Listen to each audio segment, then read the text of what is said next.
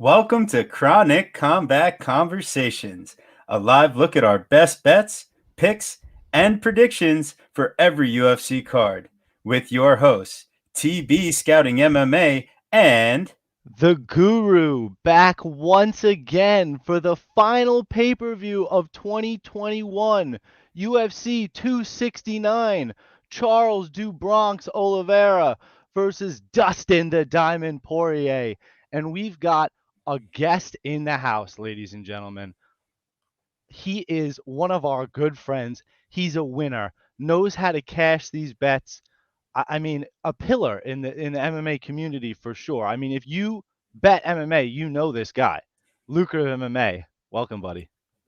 What's up, boys? Thanks for having me on, man. I'm really excited to be here. You know, it's a long time since we last spoke. I can't remember exactly what card we did, but all I remember, it was a lot of fun. So I'm hoping today's going to be as fun. And I think it is. You know, I got a sneaky suspicion it will be because UFC 269, we got a hell of a card. You know, the UFC always like to finish out the year with a solid card. And that's what we got, man. I mean, I'm not going to get into the fights now. I want to list them all. Like, I'm super excited, but we're going to go one by one. So, yeah, happy to be on, though. Thanks for having me on, guys. I know always a pleasure. I know for a fact we're going to do better than last time because I think we had you for 265, which was like a Hall of Fame day for you, for all of us, but like not in the good way. So we're gonna rebound for sure. We actually can't get any worse than that. So I feel very good about this. Let's go. Yeah. So, I mean, hey, without further ado, not only are we bringing you the goods by having the man, Lucrative MMA on, but we're starting at the top today, guys. That's it. We think, you know what? You deserve it. Loyal listeners of Chronic Combat, without further ado, let's get to the main event of the evening. We got the lightweight belt up for grabs. You got Charles Oliveira versus Dustin Poirier. And oh man, this one's giving me chills. I mean, now that Khabib is out of the division, it seems like any of these fights, anything's up for grabs. Hey, boys. I mean, I can't wait to get into breaking this down. We got an array of stats here that we worked on putting together to bring you guys, a little bit of a live look on our end here. And yeah, right from the top, I mean, Oliveira comes in with the 1-inch height advantage, 2-inch reach advantage. Man, is that physical size going to be enough? What are you guys thinking about this fight?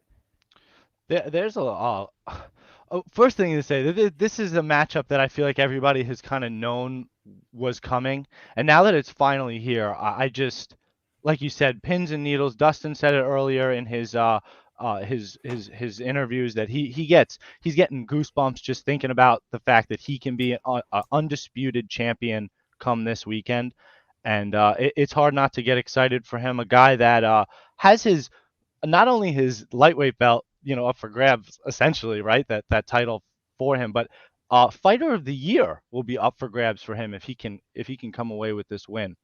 How this fight's going to play out, you'd have to think that it's not going to go the distance, right? We could just start from there, right? Because Oliveira's fights, right? How often does Oliveira actually go the distance? I don't know if he has. I mean, he went with Ferguson, but that's about it. In a 3-round fight, notably. Very notably. And Ferguson very well could have tapped to that armbar. So, I mean, against any human that doesn't have rubber for joints and, or the iron will of Tony Ferguson, yeah, that would have been another finish. Well, that's kind of my point. I mean, you're right here. Keep it going. Yeah, I think Dustin Poirier does have that iron will that you're kind of touched on a little bit. So I don't know. The Dustin finish, right? If Dustin gets finished, I think it's obvious. I think it would be by submission, by Oliveira. I want to give DuBronx his credit because I feel like there's a ton of DuBronx slander, and I don't like that at all. I mean, he's the improvements he's made to his striking game. I think it would be really a disservice for us not to mention that. I mean, he's somebody that's completely overhauled his game. I wonder if the unorthodoxness will be enough to throw off Dustin Poirier, or if Dustin will. I just see his footwork. He steps in, he steps out, he cuts angles, he just there's not a single movement that Dustin makes that I don't think is like particularly calculated. And for that reason, I feel like Dustin's operating at a higher plane than everybody else right now. And again, maybe that is not giving DeBronx enough credit, but I just it's hard not to see Dustin pulling away with something in the second or third. Lucrative? What do you think? Yeah, this is a great fight, man. I've been wanting this fight to happen for some time now. It's a hard one to call, it really is.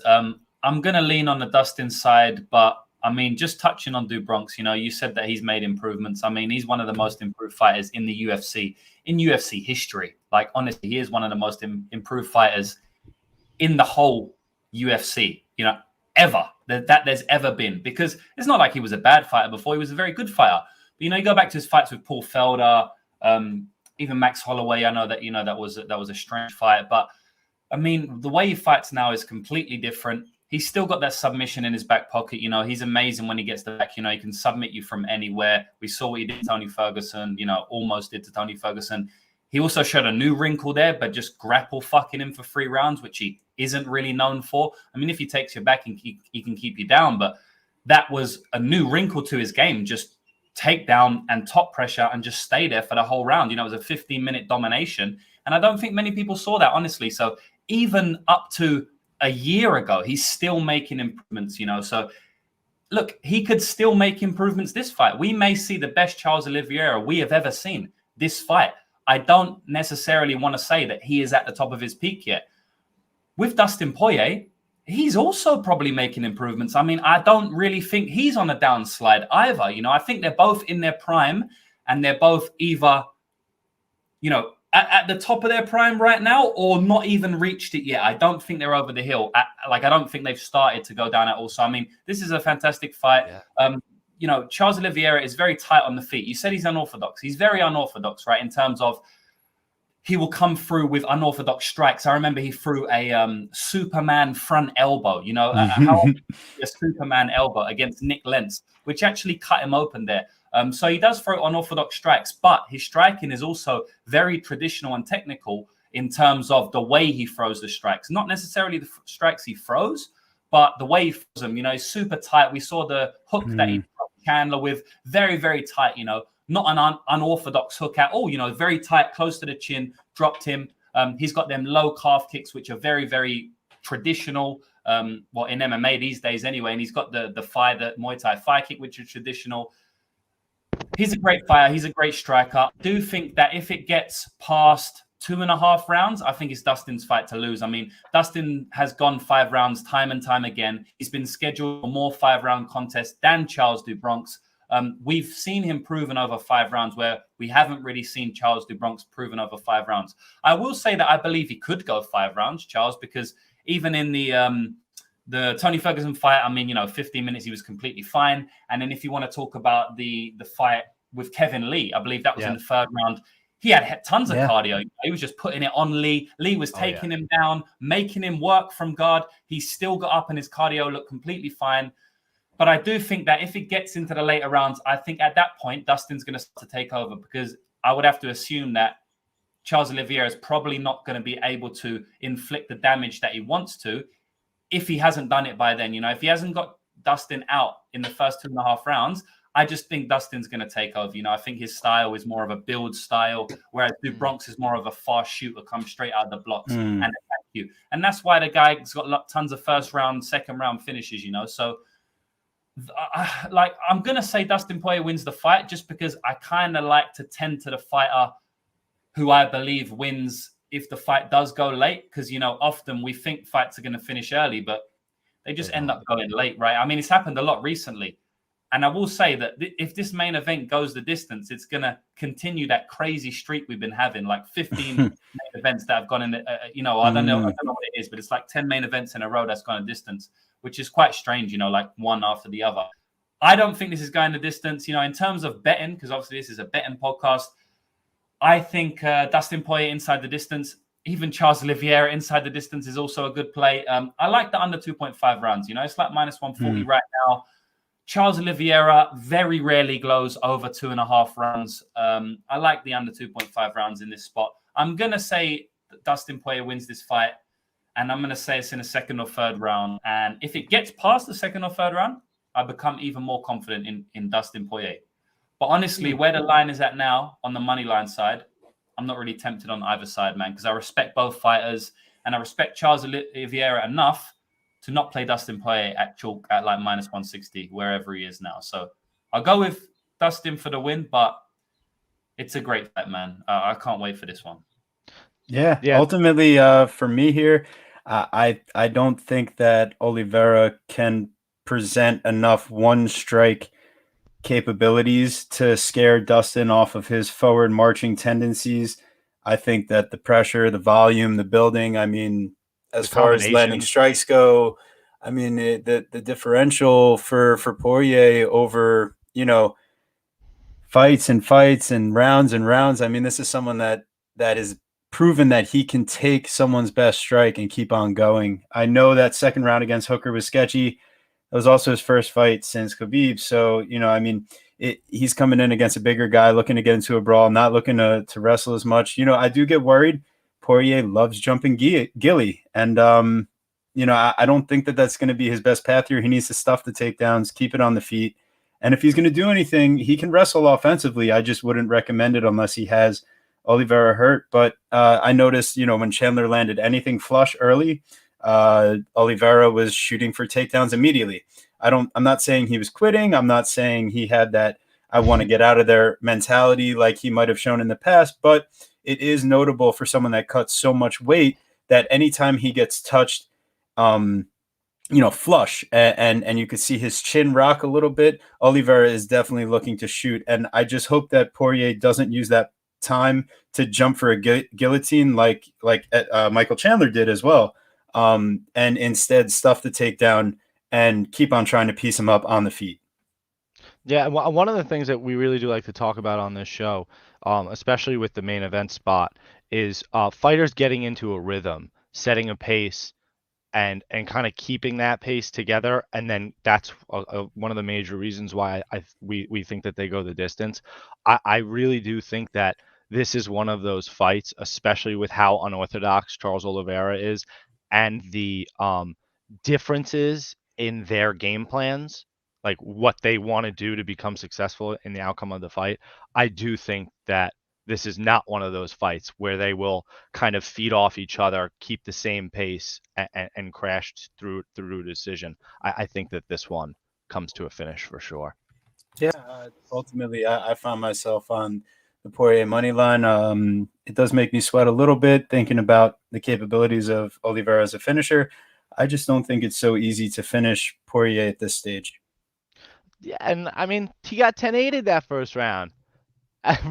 Right? Are we casual for going back to that? Oliveira gets 10-8'd and Chandler is overzealous and doesn't expect anything and gets caught. We watched Chandler I don't know if it want to fade the chin narrative about himself, but like took Justin Gaethje's some of his best shots. I mean, he saw them all, right? It's the shots you don't see coming. They say that all the time and it's cheesy, but I feel like that's exactly what happened to Chandler against Oliveira. He saw all of Justin Gaethje's shots, and I mean, he barely survived, but he did survive. Any last thoughts on this one, Lucrative? No, man, I agree with you. I don't think it's going to be one of them fights where, they settle into a rhythm. That is definitely something that happens often in fights. And that's why sometimes, and this is a little like sneak peek into sometimes how I bet, is that a lot of people, let's say there's an over 1.5, a total for a specific fight over 1.5. Oftentimes, if it does creep over that over 1.5, whatever fight it may be, it often goes to decision. It often also creeps over that 2.5. If the over 1.5, like in the Nunes fight, which is what we're going to talk about now, the total is actually set over 1.5 minus 110. Now, I don't actually think in this fight this pertains to that, but a lot of times if it goes over that 1.5, sometimes I also bet the fight goes to decision as well, because that number is obviously going to be a massive plus number if the bet is set at 1.5. And that speaks to what you were saying about fights getting into a rhythm. I don't, both fighters kind of coast, they spar in pace, they let all their energy out in the first round. They're worrying about the opponent's shots. It's coming back like, does he hit hard? Does he not? Is he falling for my traps? after 6-7 minutes, they kind of understand each other's games and they tend to fall into a rhythm. Not every fight, obviously, but it happens in a lot. And I just think that this fight, it's not going to happen just because of basically Oliveira's fight style. The guy comes forward and throws crazy shit. And I don't think he's ever going to stop doing that, right? So I agree with you there, but that's right, it, bro. Nothing else. Nothing else. Man, that makes me feel so good when someone like you reads it, like, and of course articulates it way better than I do, but reads it the same way that I do. That makes me feel great. So I'm ready to. I feel good. I'm ready to move on. All right, so let's get to our next title fight on this awesome pay-per-view, UFC 269. If you guys are liking the content so far, make sure you bang the like button, subscribe to the channel. Keep coming back for these bets. Now we got Amanda Nunes versus Juliana Pena. This fight is now Amanda booked. Nunes minus 900 and Juliana Pena is plus 600. If you're looking at FanDuel, it's minus 1050 with plus 630 on the comeback. I would say it's getting out of hand, but the only ways I can see Juliana Pena winning this fight and looking at like statistics and stuff here is that, like, all right, she can't necessarily match like the size per se, but like when you look at the clinch, like that's where Pena likes working. Can she do stuff in the clinch? Can she land takedowns? Can she out physical Amanda Nunes? All right, let's stop. I think the minus 900 is probably safe. I don't know if you're parlaying it. Me, last time I actually hit big on playing Amanda Nunes by submission. Now she could have fucking knocked out Megan Anderson, but at the same time, she ends up getting that beautiful submission. So you see a minus 175 on the knockout again, and you get plus 350 on submission. You saw Juliana Pena get submitted by fucking Jermaine Durand to me, and I saw Amanda Nunes saying, "Oh, look at who she got subbed by. I'll do the same thing just to teach her a lesson about talking so much." This was an interview on their first booking. So Amanda Nunes by sub plus 350. Let's talk again. Let's do it. I'm rolling with the house money on this one. What was the prop for knockout on DraftKings? Sorry. No, knockout on DraftKings is minus 175. See, that's what caught my ear. A knockout on FanDuel right now is minus 330. Oh, what? Yeah, so that specifically caught my ear. And Amanda by sub on FanDuel is plus 420. Oh. So if you want the value, you're looking at knockout on DraftKings or submission on FanDuel. No, that's what I'm saying. Like, if you like to either prop a ton for whatever reason, it's good that you're searching the lines because there is a lot of discrepancy there. On a fight with the line that's so wide on the money line, do you see anything happening differently here? I mean, Nunes, she's got, plenty of submission attempts in her career. She's got 9. And Pena is going to try to force the grappling, if anything. But I mean, she could definitely get knocked out on the way in, right? So what's the decision line for Nunes on that book you said? Did you say FanDuel submission plus 420? Yes, what sir. What are they saying the decision is? 460. So they're saying that the decision and the submission is equally likely. I mean, I don't know about all that. And that's interesting because it's plus 350 on DraftKings for submission and plus 450 for decision. So there is a little bit. They do seem to think submission is a little bit more likely on DraftKings here. If you feel comfortable, which of course, how could we? If you were to feel comfortable ruling out the knockout, you could go Amanda Nunes by sub or decision for plus 180. I mean, Juliana Pena, let's put it this way. I mean, she's gotten subbed by GDR and subbed by Valentina Shevchenko. And she was losing to Sarah McMahon until she got a sub. Until she got gassed and then switched things around, So I just don't see any way I can come off Nunes in this spot as much as I'm trying to find a way to play the dog here. Like, no way. Minus 900, that's value compared to minus 1050 on FanDuel. So you might as well find a way to parlay it right now, right, guys? I would say, I mean, I don't know if it's super square. If you like Dustin, parlay it with Dustin. That's a great way to cut the odds in. Sean Kushki, you think Pena can last 25 minutes with Nunes? Nah, probably not, right? No, I don't think Nunes so. has got like stoppages in the 5th round, man. The girl don't stop, So it's not even like if she survives 2 rounds, then they're just gonna go to decision. Nunes can finish in 4 and 5, which is not super common for a lot of fighters. They can't do that, so will not be comfortable back in a decision here. But the main event curse may still be on. Oh, this is not the main event, so yeah, actually, hey, right? I think we're safe, right? Yeah, We love it. And that round 5 finish was a ground and pound win over Raquel Pennington. So I mean, not even a fluke. I mean, that's brutal. Yeah, I mean, honestly, do you guys really have much more? Yeah, Sean. Yeah, facts, right? I'm 100%, man. The lioness rides again. I mean, I'll just quickly say that I think Amanda Nunes, because we're talking about the submission a lot, and I do think there's more value in the submission than the KO, but I think Amanda Nunes is going to knock her block off. I mean, Juliana Pena doesn't have good striking defense. You know, we saw in the GDR fight, it was absolutely terrible. You know, she's winging punches. She had her hands up here. She looked so awkward, man. It was really strange to see like how awkward she looked in the stand up.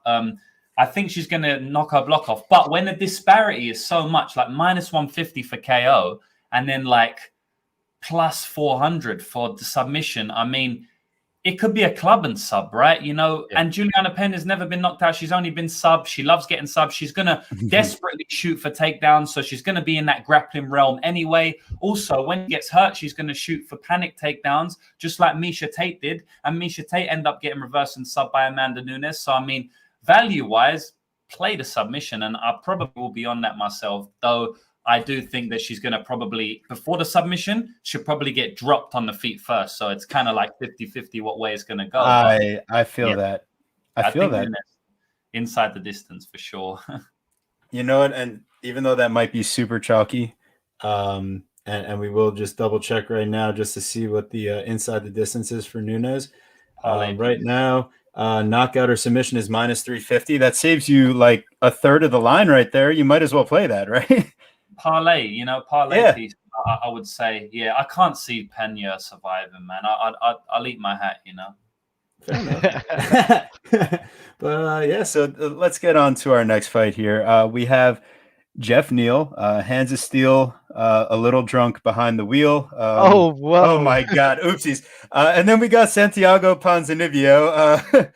Yeah, we started off a little rhyme this time, guys. So listen, obviously there's a lot of factors, quote unquote, outside of the octagon coming into this fight. We saw Jeff Neal get arrested over Thanksgiving break, going out the night before. And apparently got a blood test that didn't come back. But yeah, when they take you for a blood test, that means you're going to get charged with DWI. So, well, I mean, I don't know. I mean, I know you can refuse the breathalyzer and then they do a blood test. So, I mean, yeah, whatever. The blood test is more accurate, honestly. Well, so, he'll get charged, but I mean, like whether or not it it's just kind of automatic at that point. 100%. But like once again, like what are you doing? Anyways, so he here should we be are. Training. Listen, from the handicap standing point, and then we can really move on from it. At the very least, he's not training. He's not talking like Dustin about using his belt as a plate, feasting on Thanksgiving. We know what Dustin was doing over Thanksgiving. And now we know what Jeff Neal was doing over Thanksgiving. Now we can put that to bed. Yeah. Honestly, I was kind of surprised to see that Ponzinibbio comes in the slightly taller man, 1 inch height advantage. And then we got a 2 inch reach advantage for Jeff Neal. He just hasn't really shown to use it in his most recent fights against steps up in competition. So we got, Jeff Neal has shown, pretty decent distance accuracy. He's been pretty good as far as like overall, but then when you look at his defense, I mean, really just not. I mean, it comes out to like a 38% overall. I have it reversed here, so it says 62.65, but that's what his opponents are landing at. So that's really not great overall. And I know that Ponzinibbio's isn't necessarily great either. It seems like he's shown finishing ability against higher level competition, and he's shown the ability to push the pace for 3 rounds against a decent level of competition as well. So coming back when he was first facing Li Jingliang, I was very happy to fade Ponzi. But at this point, Neal, with all the outside the octagon questions, I'm very happy to go ahead And right now Ponzinibbio at -125, Jeff Neal at +105. That's still playable. We already put a unit up on our Bet MMA on Santiago Ponzinibbio back when the line was what, -110. We had evens. So it just seemed like the right spot here. And as one of our viewers brings up here, what about Neal's health issue? Yeah, he was he had a lot of health issues in the hospital, dealing with infections, worrying about his life and all that stuff before he got back and fought Magny. So is that stuff all really behind him? And just a quick shout out, Hunter maxed out inside the distance versus Anderson at 35, much better price at 135. I'll pass if it goes deep. I'm not feeling that price. Voted up. Definitely appreciate you, man. Thank you so much. And yeah, so what do you guys think about this Jeff Neal Santiago Ponzinibbio fight here? I mean, one of the things that does make this fight so interesting is Jeff Neal's power and the fact that Pons just got cracked the fight before last. You wonder if it was just because of his fight back, his return after a long layoff, if maybe he had trouble with weight cut or something, but Li Jingliang cracked him. Miguel Baeza, who he fought last, I think even poses more of an interesting threat because of Miguel's just again more varying levels of attack. I feel like Jeff Neal is just like a really good boxer with a lot of power. I feel like he's got less to worry about. And obviously the power is plenty to worry about, but it's a more one-dimensional worry for Santiago Ponzinibbio, whereas Jeff Neal now has now had three fights in a row where he's just facing, a multitude of weird attacks and right. I mean, Wonderboy Thompson, the essence of karate being extremely difficult and weird to close the distance on, and he had a huge reach disadvantage in that fight. Then Neil Magny, who again reach disadvantage and then wants to also grapple you. And then now Santiago Ponzinibbio, a crafty vet that can basically do it all, as good as anybody. So it's KO or bust for Neal. So I don't really like picking people like that. I don't think that he's going to outpoint Santiago Ponzinibbio to a decision. So when I look at the lines, though, when we go back to our FanDuel, we have Santiago now as a favorite. He's now come to -128 to Jeff Neal's +104. But when you look at the methods, the most likely method they have listed is Neal by KO at +195. So I just find that a little strange. I would lean Ponzinibbio by decision at +230. I think that's fair margin. But I almost want to go back to our DraftKings side, those things that we love to play. I would like probably Ponzinibbio and over 1.5. My man, Lucrative. We've kept you on the sideline, man. Time to tag you in. Yeah, I can't get a great read on this one, to be honest, guys. Obviously, Jeff Neal, in his last two fights, as you mentioned, he fought bad stylistic matchups, not just for him, but just in general, but definitely also for him because Stephen Thompson, he loves to stay on the outside, throw leg kicks, throw head kicks, throw every single kick in the book. Karate kicks anyway, spinning kicks, switch stances. He bounces in and out of range. He comes forward, blitz attacks. He's very hard to get a beat on, very, very hard to fight against. There's not many people that have been able to solve the Stephen Thompson puzzle, even up to this day in the UFC. He hasn't lost that many fights. He's one of the best fighters in his weight class. So, we give him a pass for that, right? He got absolutely butchered, but we give him a pass for that.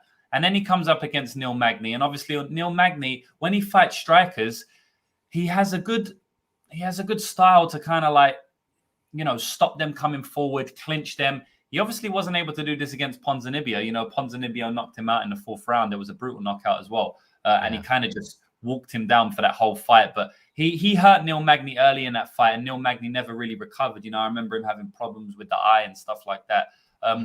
So it was a hard fight for, going back to Jeff Neal, it was a hard fight for him because it's not like he was washed out in that fight. It was a close fight, I think, with Neil Magny. He just he couldn't really let his hands go as much as he wanted to because when he did, he was just being clinched up by the tall, lanky man, and he was able to push him up against the fence. Santiago's not really going to do that here. He may try to clinch him, but he's not really going to be that successful, not as much as Neil Magny. So I think Jeff Neal's going to get the fight he wants here, right? I think he's just going to get a fight where they basically stand and bang. I mean, that's what Pons likes to do at the end of the day. We saw in the Miguel Baeza fight, they stood in range for 15 minutes and kicked the fuck out of each other, you know. and Ponzinibbio was the one who won that.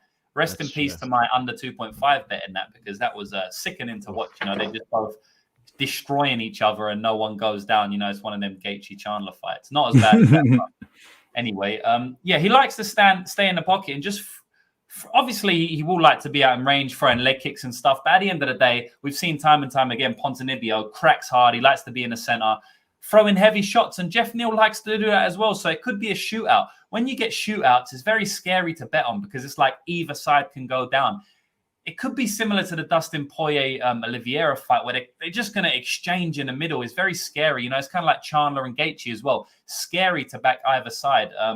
So I'm not super comfortable with backing either side. And as I said, I can't get a great read on it because of the reasons I just said. But obviously on one side, we've got Jeff Neal, who I do think probably has the power edge and probably has the chin edge as well. And if we are getting a shootout, maybe you want the guy who has the power and the chin edge, you know, because we saw in Baeza's last fight, as I was speaking about Baeza against Chaos Williams, that was kind of a shootout, and the guy with the better chin and the heavier hands won that fight.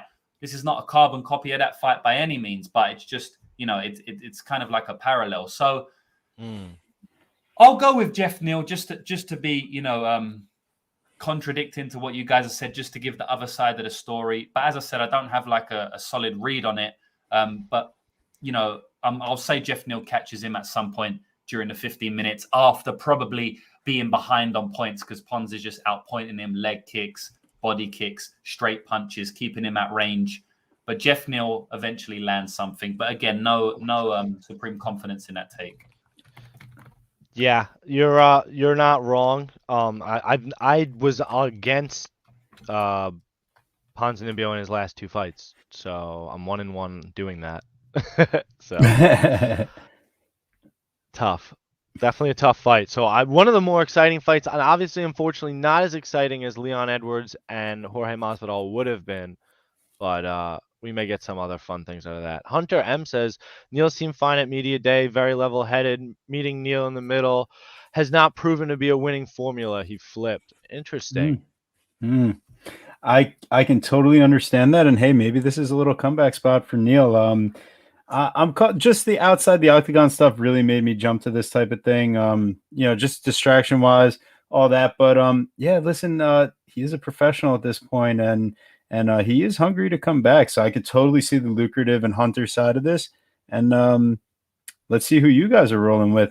Don't be afraid to tell us in the comments section if you got a favorite bet for a certain fight or you want to get in on something. Make sure you guys give a like and subscribe, because we're moving right along on this main card. We got our next fight. We got Kai Kara France. Don't blink, right?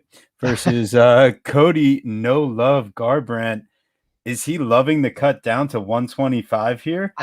He actually sounded all right in media day. He looked pretty decent. I know we saw that like quote unquote sketchy picture. Oh no, we need to run and fade Cody and whatever. But I mean, he seems all right, and maybe he is doing this the healthy way. I'd love to see what he actually looks like when he gets on the scales.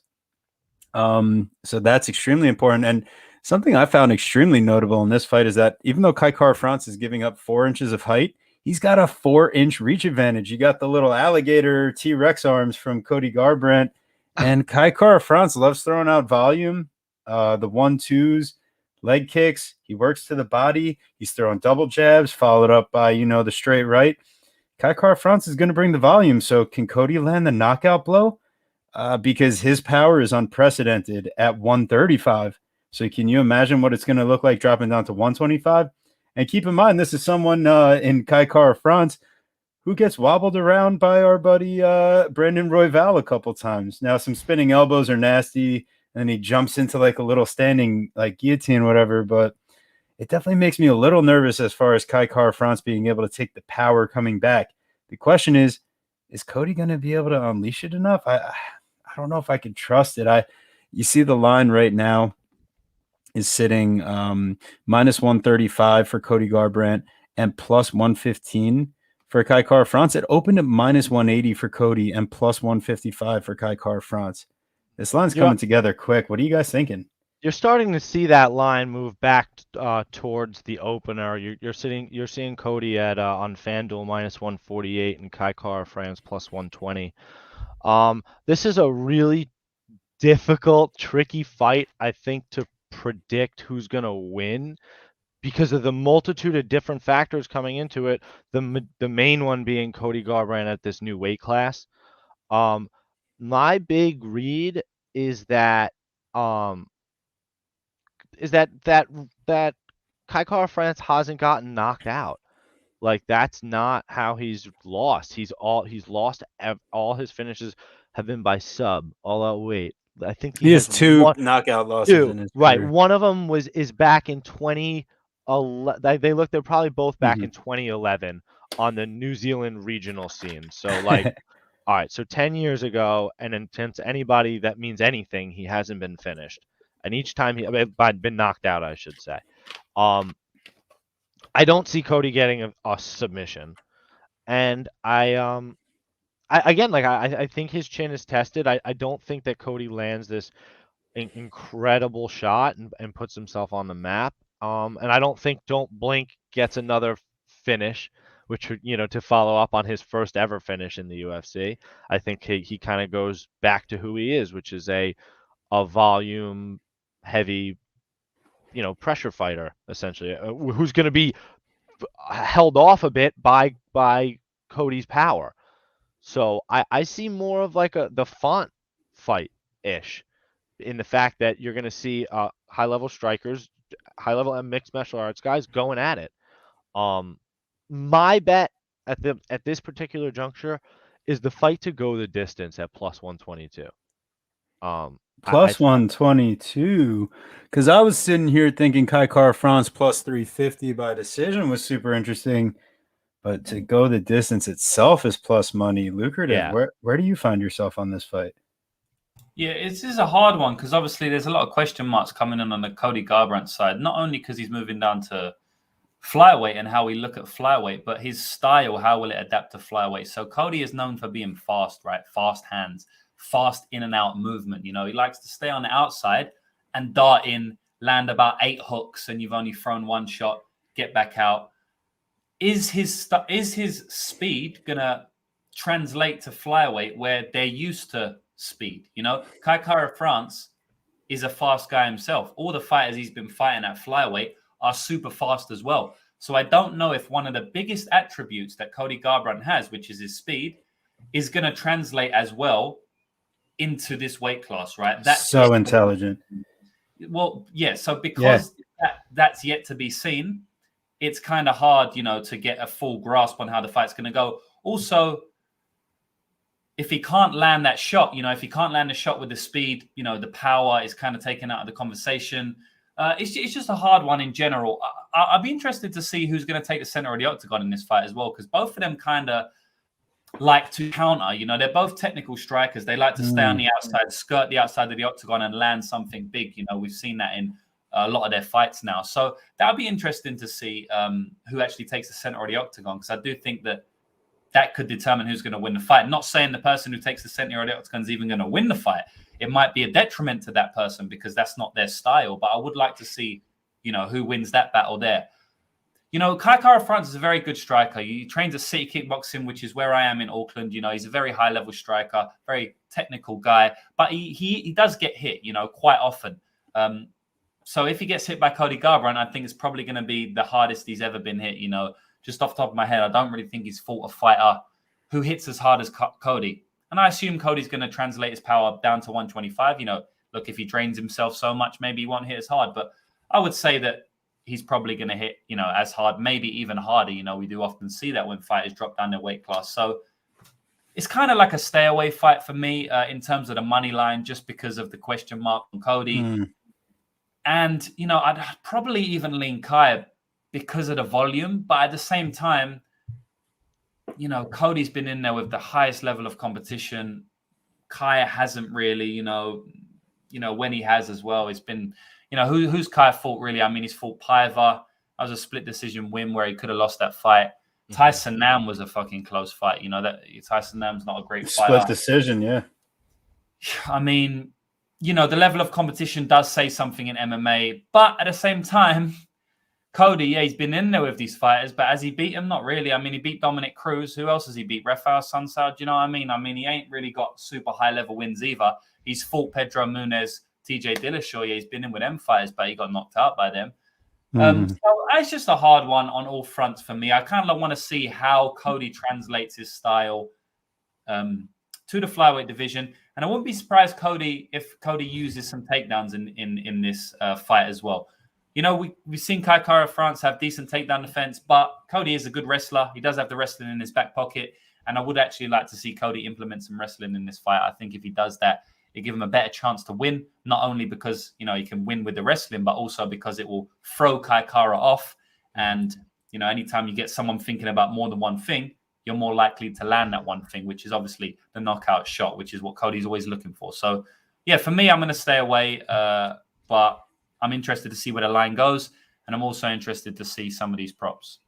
Yeah, I so many things to say to that. You're totally right. I mean, I think if you like Cody by knockout, you got to play Cody by knockout in round 1 plus 550.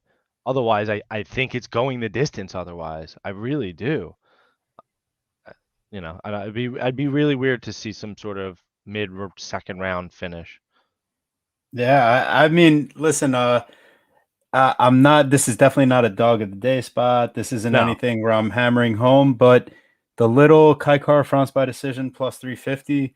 That's probably my little, you know, like throw a dime at it. You know, a little small something. I happen to really like the fight to go the distance at this moment, unless it's a Cody finish. That is what I like. So right. Well, Cody by knockout is plus 165, and if you play Kara France by decision, that's plus 350. Do a little, you know, little hedgy over there. You know, is that? I mean. But do you trust Cody's chin? No, I mean, you know, he got knocked out 3 times. So then he got wobbled by Font.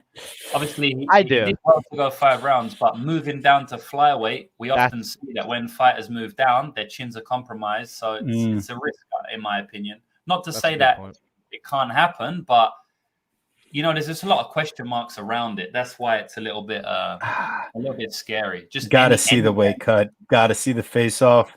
Yeah. Totally feel that. And that'll bring us right along now to our last fight on the well, I guess our first fight on the prelims. And who else but looks like Dr. Phil came in, stepped on the Guru's setup over there. His cat loves joining the party, so I'm sure he'll be back in any moment. He loves causing trouble, that cat. So you know, Bonquiqui 72 over here. Kai hurt Moreno and Royval round 1. He's deadly early. You make a great point. That definitely, and here we go. We got Guru back. There he is. Terrence came in the chat. Unbelievable. Oh, it was Terrence this time. Oh my word. Yeah, Terrence and Philip. Those are the cats. You gotta love it. Unbelievable. Sorry about that. No, so obviously a while ago, look at TJ's weight cut when he did it. Totally true. We were just talking about Bonquiqui and Kai hurt Moreno and Royval 1-1. He's deadly early. Also totally true. Let's not discount, you know, the 1-2 capabilities of Kai Kara France. And this fight definitely could end inside the distance, but you know we love fading the narrative over here. So maybe this one does make it to the cards. They're tough. They're tough. And as long as they are properly hydrated, cut it properly, as long as they perform, I'll say it again, properly, I think it goes the distance. I really do. So, we move on, or we are in the process of moving on. So here we go. We got to kick off our prelims, the one that everyone's coming to see. We got Raulian Paiva. That's the name right now. Versus Sugar Sean O'Malley. Sugar Show. Everyone loves the Sugar Show. We're seeing. He's on every pay-per-view main card at this point, and for good reason. The guy knows how to put on a show. I mean, when you look at strikes landed and the accuracy, I mean, it's at an elite level. We're talking 8 strikes per minute at a 63% clip. And at distance, I mean, it's the same shit. He's 62% from distance. I mean, that's just incredible. You don't see numbers like that generally, but you do have to always go and look at level of competition. So it's very fair to understand, like, hey, O'Malley, yeah, he faced Almeida, yeah, he faced Moutinho, yeah, no, Oh okay, not boy, so much. Moutinho. But yeah, I mean, is Paiva really the step up that on paper he might be? I mean, O'Malley now has a 3-inch height advantage and a 3-inch reach advantage. He hasn't had quite that much of a height and reach advantage in his last few fights because Paiva is actually coming up from flyweight. So yeah, I think that this is going to be a spot where O'Malley rolls again. He's going to use his reach, his distance, and we saw Kyler Phillips, I mean, absolutely mutilate Raulian Paiva in round one. Paiva ended up sitting on the ground instead of getting on his stool. I don't know how the fuck the commission and the referee allowed Paiva to continue the fight without standing up in between rounds and sitting on his stool or standing in his corner. Like, they let him just sit on the ground, just like, I mean, the dude was seconds away from being knocked out in the first round. Turns out Phillips gasses himself out going for it, starts giving up the front foot, and Paiva just turns it around. How that doesn't end up being a draw is absolutely beyond me. Instead, we have a majority decision. I believe Raulian Paiva beats Kyler Phillips. I think Sugar Sean is out here to finish the job that Kyler Phillips started. Yeah. Most likely a knockout, but Paiva is wrestling centric as well. So I could see O'Malley at some point maybe scooping a neck when he's hurt. He could definitely be looking for some sort of finish overall. Would it shock me if this ended up going the distance? Probably. I just think Sugar has him outpaced on multiple levels, and it might just be safer to look at the money line and say, hey, you know what? I needed that piece to go with Amanda Nunes. Sugar minus 310.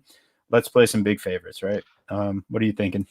He's too explosive, too creative all around for Paiva. I'm not sure what Paiva's gonna. I mean, if you're Paiva, what are you gonna want to do? You want to get close, clinch him up, and I can't let you get close. Yeah, I mean, what that's what you want to do because you can't because Paiva's I mean, Paiva, you can't strike with O'Malley. He's too good. He just is. You may hate him, you may not, but he's too good. At his distance striking, you can get O'Malley plus money at KO, plus 110 by KO. I'd imagine that by Saturday that's minus 125 or more. The problem is that plus 1100 not happening. The problem is he does love to play. He loves his jiu-jitsu though. I just don't see him using it like here in the UFC. The thing with O'Malley though is the last two fights he's really made us sweat. Is he going to get the KO? Is he going to get it? The last two have come in the third round. The last one literally coming in the last 20 seconds. Do you go as far to play or put a little sprinkle on round 3 O'Malley KO plus 1100? I do remember Almeida would have been knocked out round 1 if O'Malley followed up.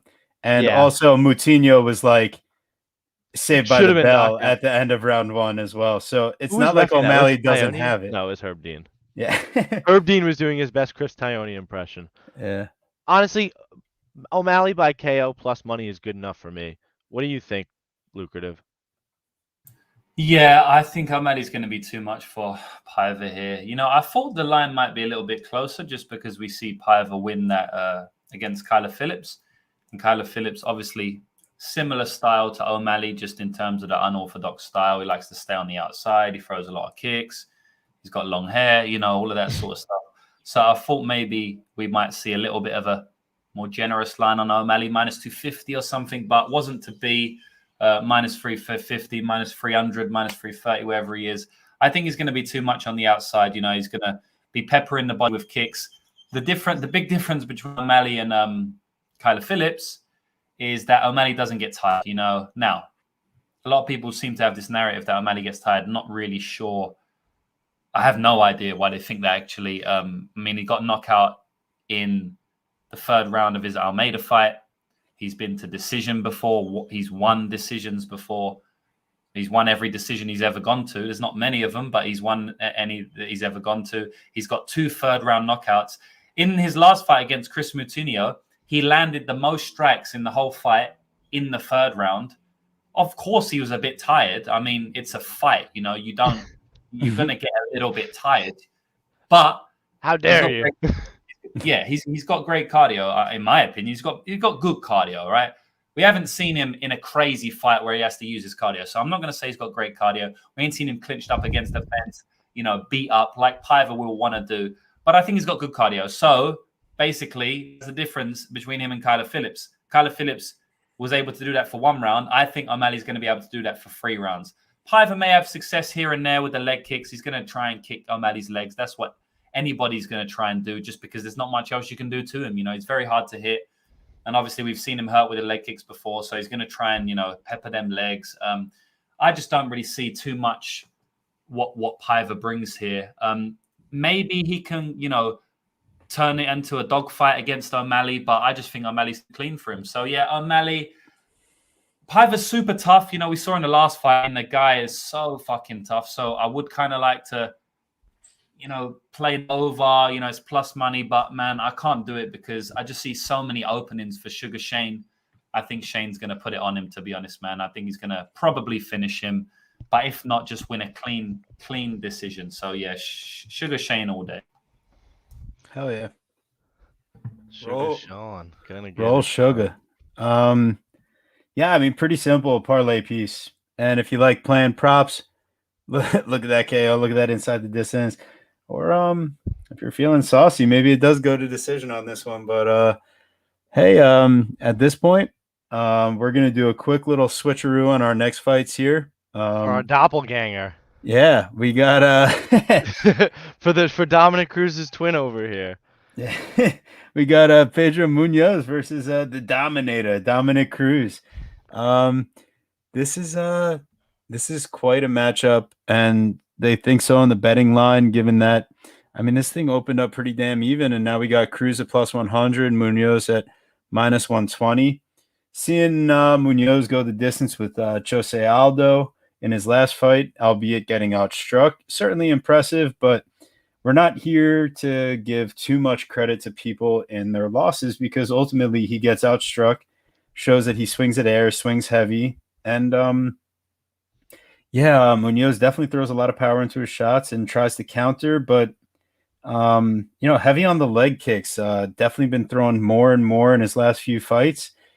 It's the key to victory here. He needs to stop Dominic Cruz's movement, and he needs to get inside with his hands to land in the pocket. But let's be serious. I mean, this guy landed heavy on Frankie Edgar over and over, at least for his standards, and he couldn't get Frankie Edgar out of there. So what does that say about the power of Munoz at this stage, realistically?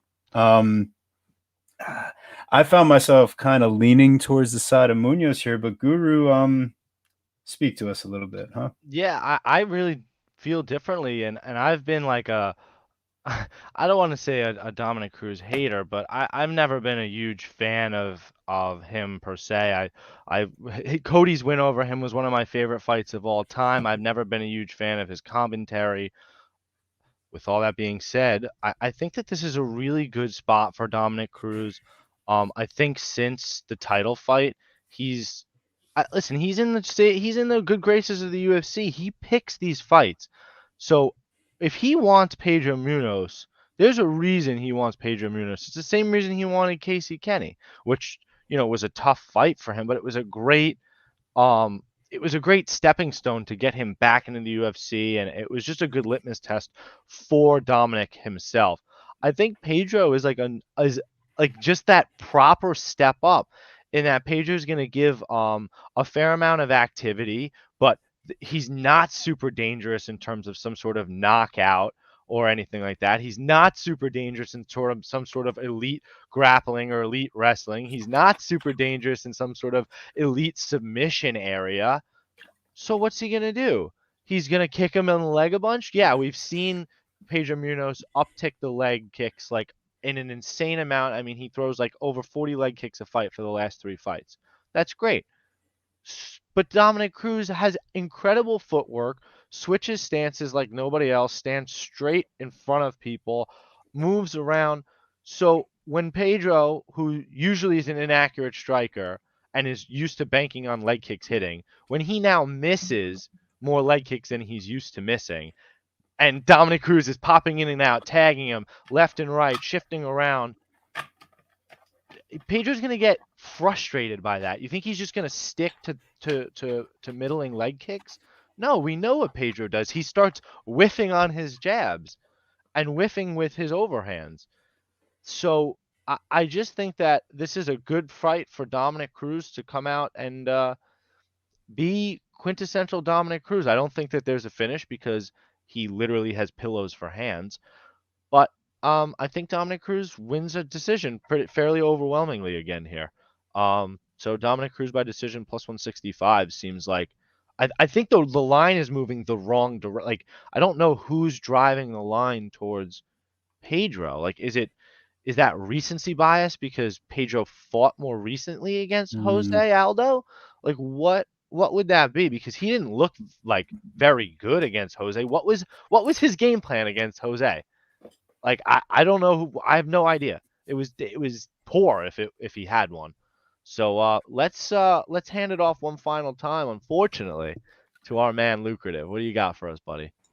Yeah. So first of all, I wanted to give a big shout out to this spreadsheet you got over here. Is this your guys' spreadsheet you developed yourself? Yeah. Yes, actually, so funny enough, my brother loves doing data entry and working on spreadsheets. So he created these pivot tables, and then built out this statistic display that also shows you which guy is winning, quote unquote, in each category.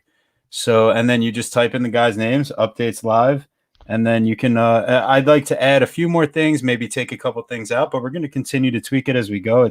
Thanks for noticing. I appreciate that. Yeah, it's absolutely, it's fucking awesome, man. You know, anybody who wants to cap fights, this is like the dream. You know, we've got UFC stats, but they're not as detailed as this. This is really good. Have you got like all the fighters in the UFC or just? Yes. So we're kind of doing it on the basis of like, Since we started the show. Yeah. So like just adding. I've done a bunch of like fighter profile information, and now we're just trying to fill that in with the statistics behind it. So we're kind of doing a cutoff from 2010 to present, just to kind of keep like the fight styles and the modern day UFC, like, on its own, away from kind of the early years of stats and like, the WEC and all that. But it's definitely been super interesting, and we're continuing to build out, just the overall database. So as we do it week by week, we keep on entering more stuff. So it's going to keep on getting even better. Nice. Thank you. All right. So Pedro Munez Cruz. So sorry I can't do for the whole card. The only other fight I've done, I've done Sakai Tuivasa. So if you want to do that next weekend, if not, all good, boys, I'll jump off. But yeah, getting back to Munoz and Cruz, this is a good fight because both fighters are at the tail end of their career now. You know, you got Pedro Munoz, I believe he's 35. And then Dominic Cruz is 36. Now, when Dominic Cruz came back against Casey Kenny, I didn't bet that fight. You know, I bet that over 2.5 rounds, but I didn't actually bet. I think that was in a parlay or something, but I didn't bet a straight pick because I wanted to see how Cruz would come back from that 4-year layoff. Right? It was a long layoff since he got beat by Henry Cejudo. I believe it was 4 years. I think that was in 2016. Well, it was the 4-year layoff to the Cejudo fight. Yeah, that was it. Yeah. So he had 4 years off, came back, got decimated by Cejudo, and then he fought Kenny. Obviously, I couldn't take much from that Cejudo fight. I didn't really know what to say because Cejudo, at the end of the day, hate him or love him.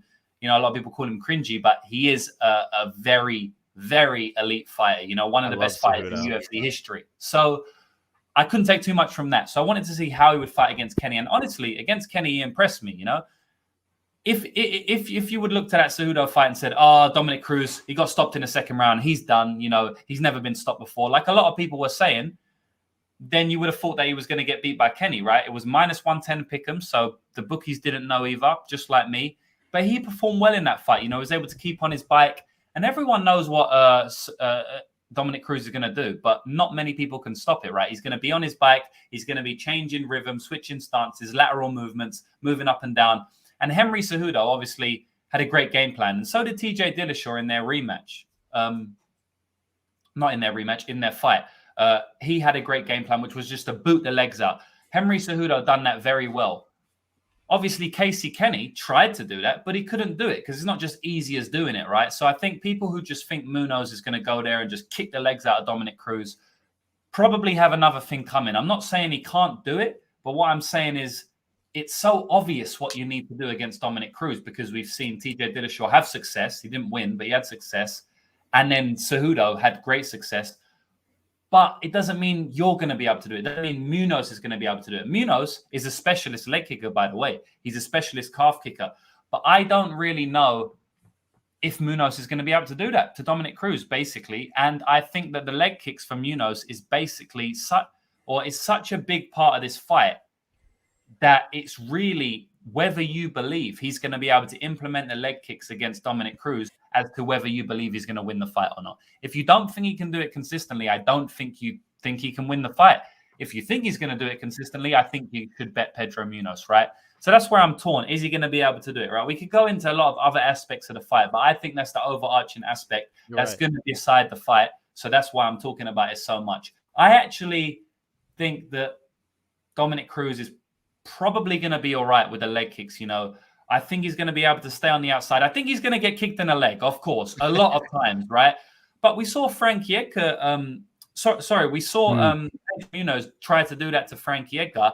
And although he did it to Frankie Edgar, his footwork on the outside was enough to keep him at range for 5 rounds, not 3, 5 rounds. And he was able to outpoint Munoz. Now, I do actually think Munoz won that fight, but it was a very close fight. And I do think Dominic Cruz is keeping distance than Frankie Edgar, although Frankie Edgar is very good at underrated doing that himself. But Frankie Edgar's a similar style like Dominic Cruz, just in terms of they like to stay on the outside, they like to use footwork to skirt the octagon, and they like to use takedowns to offset pressure, and they also like to dart in and out with their strikes, right? They don't like to stand in the middle. They will stand. Frankie stands a little bit more, but they don't love to do that, right? So in terms of that, it's a similar style. So, you know, Frankie passed that, and I just think Dominic Cruz is just better than that at that style than Frankie. Obviously, Frankie's got other things that he's better at. So I'm leaning Dominic Cruz right now, but you know, Pedro Munoz has been active over the last 5 years. You know, he's had many, many fights, and I do think activity is a very important thing in MMA, you know, in the UFC. So at the moment, I haven't bet anything. If I'm going to bet it, probably bet Dominic Cruz, especially if he's plus money now. You said he was plus 100. So we'll see where that line goes. Maybe we get him a plus 110, plus 120, which would be a little bit more appealing to me. He's probably not going to stop Pedro either. So honestly, if you're going to bet Dominic Cruz, bet the dude by decision, man. I think that's a much better way of playing him. But at the end of the day, I think it's a close fight, but I'm going to go with Dominic Cruz. No, absolutely. I think you said it perfectly. I just don't think that Pedro Munoz's game is nuanced enough beyond the leg kicks to set up the leg kicks enough to be successful with it to stop Dominic Cruz. So I think Hunter, what does Hunter got to say?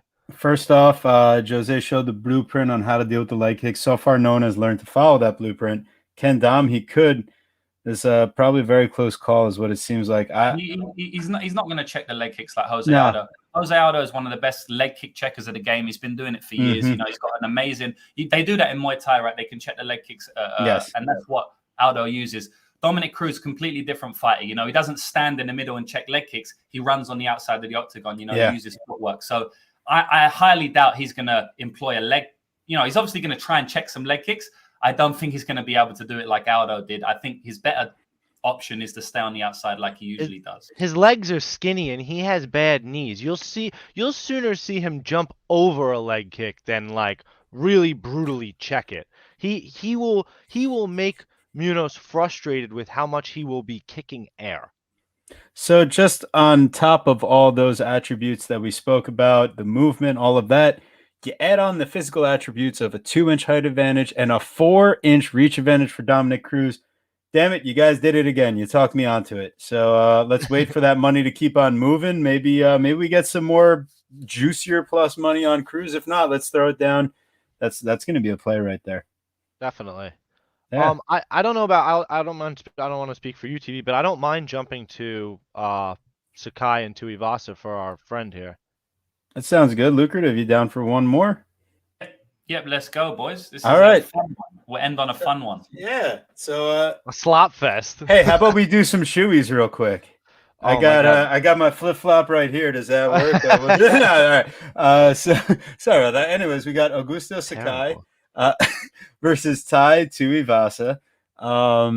Yeah, I mean, listen, this is going to be a fun one. I think Sakai, coming off of 2 knockout losses in a row, might come out a little tentative here. He did last fight, and still paid the price for it. The only thing I can guarantee is that you're gonna see a nice set of tits. That's about it. So yeah, you got Tai Tuivasa is gonna come out, and I mean, I do either of these guys really look to get this fight to the mat? I don't think so. So this one should be a fun one. What do you guys think as far as like stylistically? Who's gonna win here? Slop fest. This is that classic fight that I love fading the narrative. So I'm either gonna look like a genius fading the narrative, saying it goes the distance, or my ticket goes down in under 2 minutes. So Yeah, I mean, I definitely think both these guys are technical enough in the stand up. I think Bam Bam packs a little bit more power overall, and I think Sakai has a little bit better cardio and has shown us the ability to go the distance and win on the strikes. While I pull up these stats, what are you guys thinking here?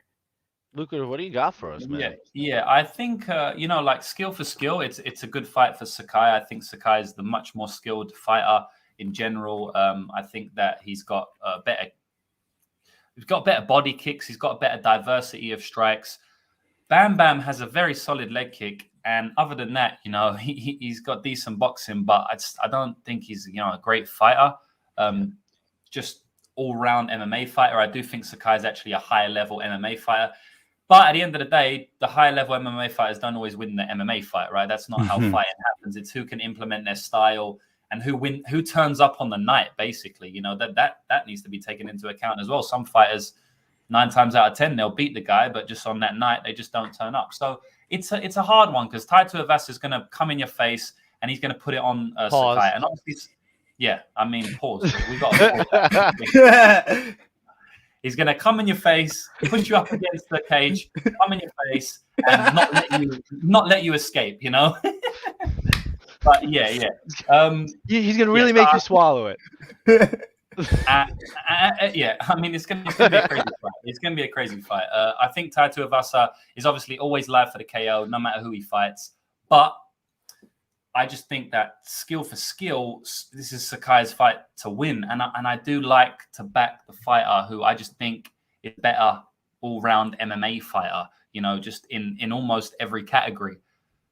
As I said, that's not always the way fights play out, but usually I like to back them fighters to win. But Sakai coming off these knockout losses, he got knocked out against Rosenstruck, but only Jairzinho, right? Nobody else. I know, and over him. Ground and pound variety. Oh, yeah. I guess so. That was a 5th round stoppage. It was more like elbows from guard. It was, yeah. But yeah, he's coming off that Jairzinho knockout, so maybe.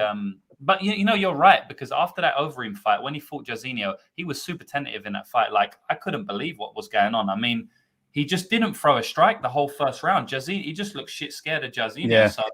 Yeah. And then he got knocked out, so he could come out tentative here. And if he comes out tentative against Bam, I think it's probably going to be bad for him. So I do think this is very volatile, this fight, but I do like Sakai, as the better fighter. If he performs to his best of his abilities and Tai performs to the best of his abilities, I do think Sakai wins the fight. So that's who I'll go with. But it definitely is a bit of a volatile one. If Bam Bam goes out and gets another first round knockout, that would be 4 wins in a row, 4 wins in a row by first round knockout, 3 wins in a row by first round knockout this year. We'd have to put his name up for Fighter of the Year. Does that even sound right? I'm going with Augusto Sakai. It doesn't even sound right. That sounds like Ultimate Universe type shit. I see this as the Augusto Sakai special. A little bit of distance striking, maybe gets landed on heavily, but wins the volume so much that he walks away with a split decision.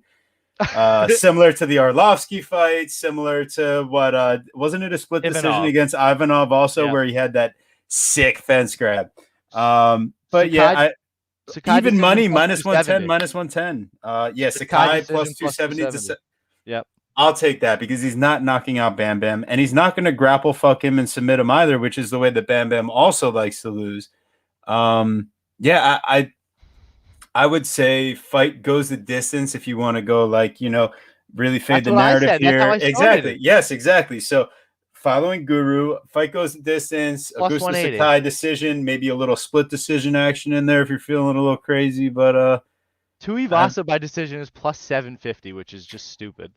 but like that makes sense because if anything, he's going to be winning He, by a finish here. he beat Arlovsky by decision. Yeah, but I mean, we've seen how low output Arlovsky is. Yeah, that's true. So, I mean, Sakai has proven to at least bring the volume when he's Yeah, not. I mean, Jairzinho is like different type of power than anybody you've ever seen before. But yeah, I mean, listen, lucrative. Thank you so much again for joining us. Even on this, semi-limited basis, you still give us over an hour of your time to break down some fights. So that's always appreciated, man. And I know the viewers love it too. That's just because I don't stop talking, boys. But anyway, I appreciate you having me on. MMA, I love talking MMA. What can I say? We all do. So yeah, thanks for having me on again. Hopefully we can cash some bets this week. Hell yeah. Yeah, not much more to say, man. I'm going to be definitely tuning in to the next half of the podcast a bit later on tonight. I got to do something right now. But yeah, thanks for having me on again, and good luck to all the viewers. And hit the thumbs up for everybody watching because it makes a difference to the algorithm. Thanks so much, Lucrative, man. We appreciate that. We're going to have you back in 2022 as long as you're down to come on back. Definitely. All right. Take care, boys. You be good, buddy. Thank you so much. All right. So we will what a gentleman, man. Seriously. What a guy. Coming with like I don't even want to sound stupid. Like an 8-hour time difference makes us works with us every time. Yeah. Just a true what a gentleman. dude. What a dude. And that's why it makes it all the more worth it to skip over maybe the fight I'm most excited about on this card. One of my favorite fighters of all time. A couple extra fights with the man Lucrative. But for everyone that's sticking around, we really appreciate you. I saw we got a subscriber, Shy Zero. Thanks so much for hitting that button, man. We hope you keep on following our content. Anyone else, you throw us a follow while we're on the live stream right now. I'll give you a shout out. Throw a comment in. Who's your best bet? Tell us what you got going on. Maybe we'll bring you up on the screen here. Maybe you got the best play of the week. But hey, now let's get back. This is actually our featured prelim. Our buddy Lucrative still had to run and do a little bit of a breakdown on this fight. But me and the Guru are ready to bring you the goods here. We got Josh Emmett versus Dan Ige. And Emmett coming off a huge layoff. Crazy injury, suffered in the Shane Burgos fight. And oh man, I mean, had complications, right? That's why it took even longer. No. Yeah, he had with the ACL surgery. Yeah, he had to get a bone marrow transplant and then get it shot with the PRP plasma into the knee. Working on building back the cartilage, the meniscus. I'm sorry, the ACL didn't heal entirely properly on that first go around. So, I mean, there's a lot of questions here with Josh Emmett coming back. He definitely is looking like he's going through a weight cut right now when you head over to his Instagram. And then you flip over to the other side of things. You got Dan Ige. I mean, definitely, I always thought he's a little undersized for the division, but he's also an inch taller and an inch more of reach than Josh Emmett. And then again, you go and start looking at some of the striking numbers. I mean, all right, you see, Emmett definitely lands at like a decent clip overall, but I mean, Ige's got the accuracy and from distance. He's got a lot more time, working on the ground as far as control goes. His normal accuracy differential is better. I mean, I just think that Dan Ige seems like if he's coming in 100% healthy and I have to question, where Josh Emmett's at this point, I also know that Dan Ige's never been knocked out before. His only losses have ever come by decision. And part of why Josh Emmett will win a decision is by scoring knockdowns. And we saw that in the Burgos fight because even though he does get outlanded, he lands the more impactful shots over the fight. I ultimately, we see Dan Ige at plus 145, Josh Emmett minus 165. Guru, I know you're excited for this one. What do you think? Yeah. Listen, I'm extremely excited, obviously. I really, really wish the line was closer I think with this level of uncertainty, like we like to talk about, uncertainty should draw that line closer to pick 'em. You're seeing Josh Emmett sitting at minus 170 right now, which I believe opened up bizarre, right? Like, didn't it open up minus 220 minus or two something? ten, and That then which jumps is to minus 220, all the way down to minus 225, and then overnight on Sunday jumps to minus 160. we were talking about that because we like to look a little bit ahead, and all of a sudden we were like, wait, wasn't that line 210 the other night? And Like and last and night. yeah, so the line is getting closer to maybe where it should be. Um, Josh Emmett is just I don't know. I don't want to say that like we're stuck in the old times because I tend to do that, or we kind of tend to do that. Us people that love fighters and love fights, we mythicize these fighters, and Josh Emmett is kind of one of those guys. The way he knocks out Michael Johnson after the way he came back from the Jeremy Stevens fight, the way he knocked out Ricardo Lamas, the way he crushed Misrid Bektik, the fight of the night performance for Shane Burgos. I mean, he is Chandler, whatever. Like he's if your fighter's favorite fighter, just like Justin Gaethje said, your fighter's favorite fighter, man. Josh Emmett is also Josh Emmett is the Justin Gaethje of the featherweight division. So he's coming off this catastrophic layoff. Um, so a catastrophic injury with a major layoff. So I'm concerned. Um, if you like Dan Ige, you like Dan Ige by decision. So Oh, Danny, 100%. so it's Dan Ige plus 240 by decision. That's the only way to play Dan Ige. So if you really like Dan Ige, then you're gonna maybe even play what's that DraftKings prop the decision Over one only and a half. the money line Or oh, no decision only. decision Oh, only okay. the decision only because you don't want to get involved with that. Um, I like Josh Emmett here. I don't know that if it's just my love for him doing it. But I think that his what's the strikes per minute?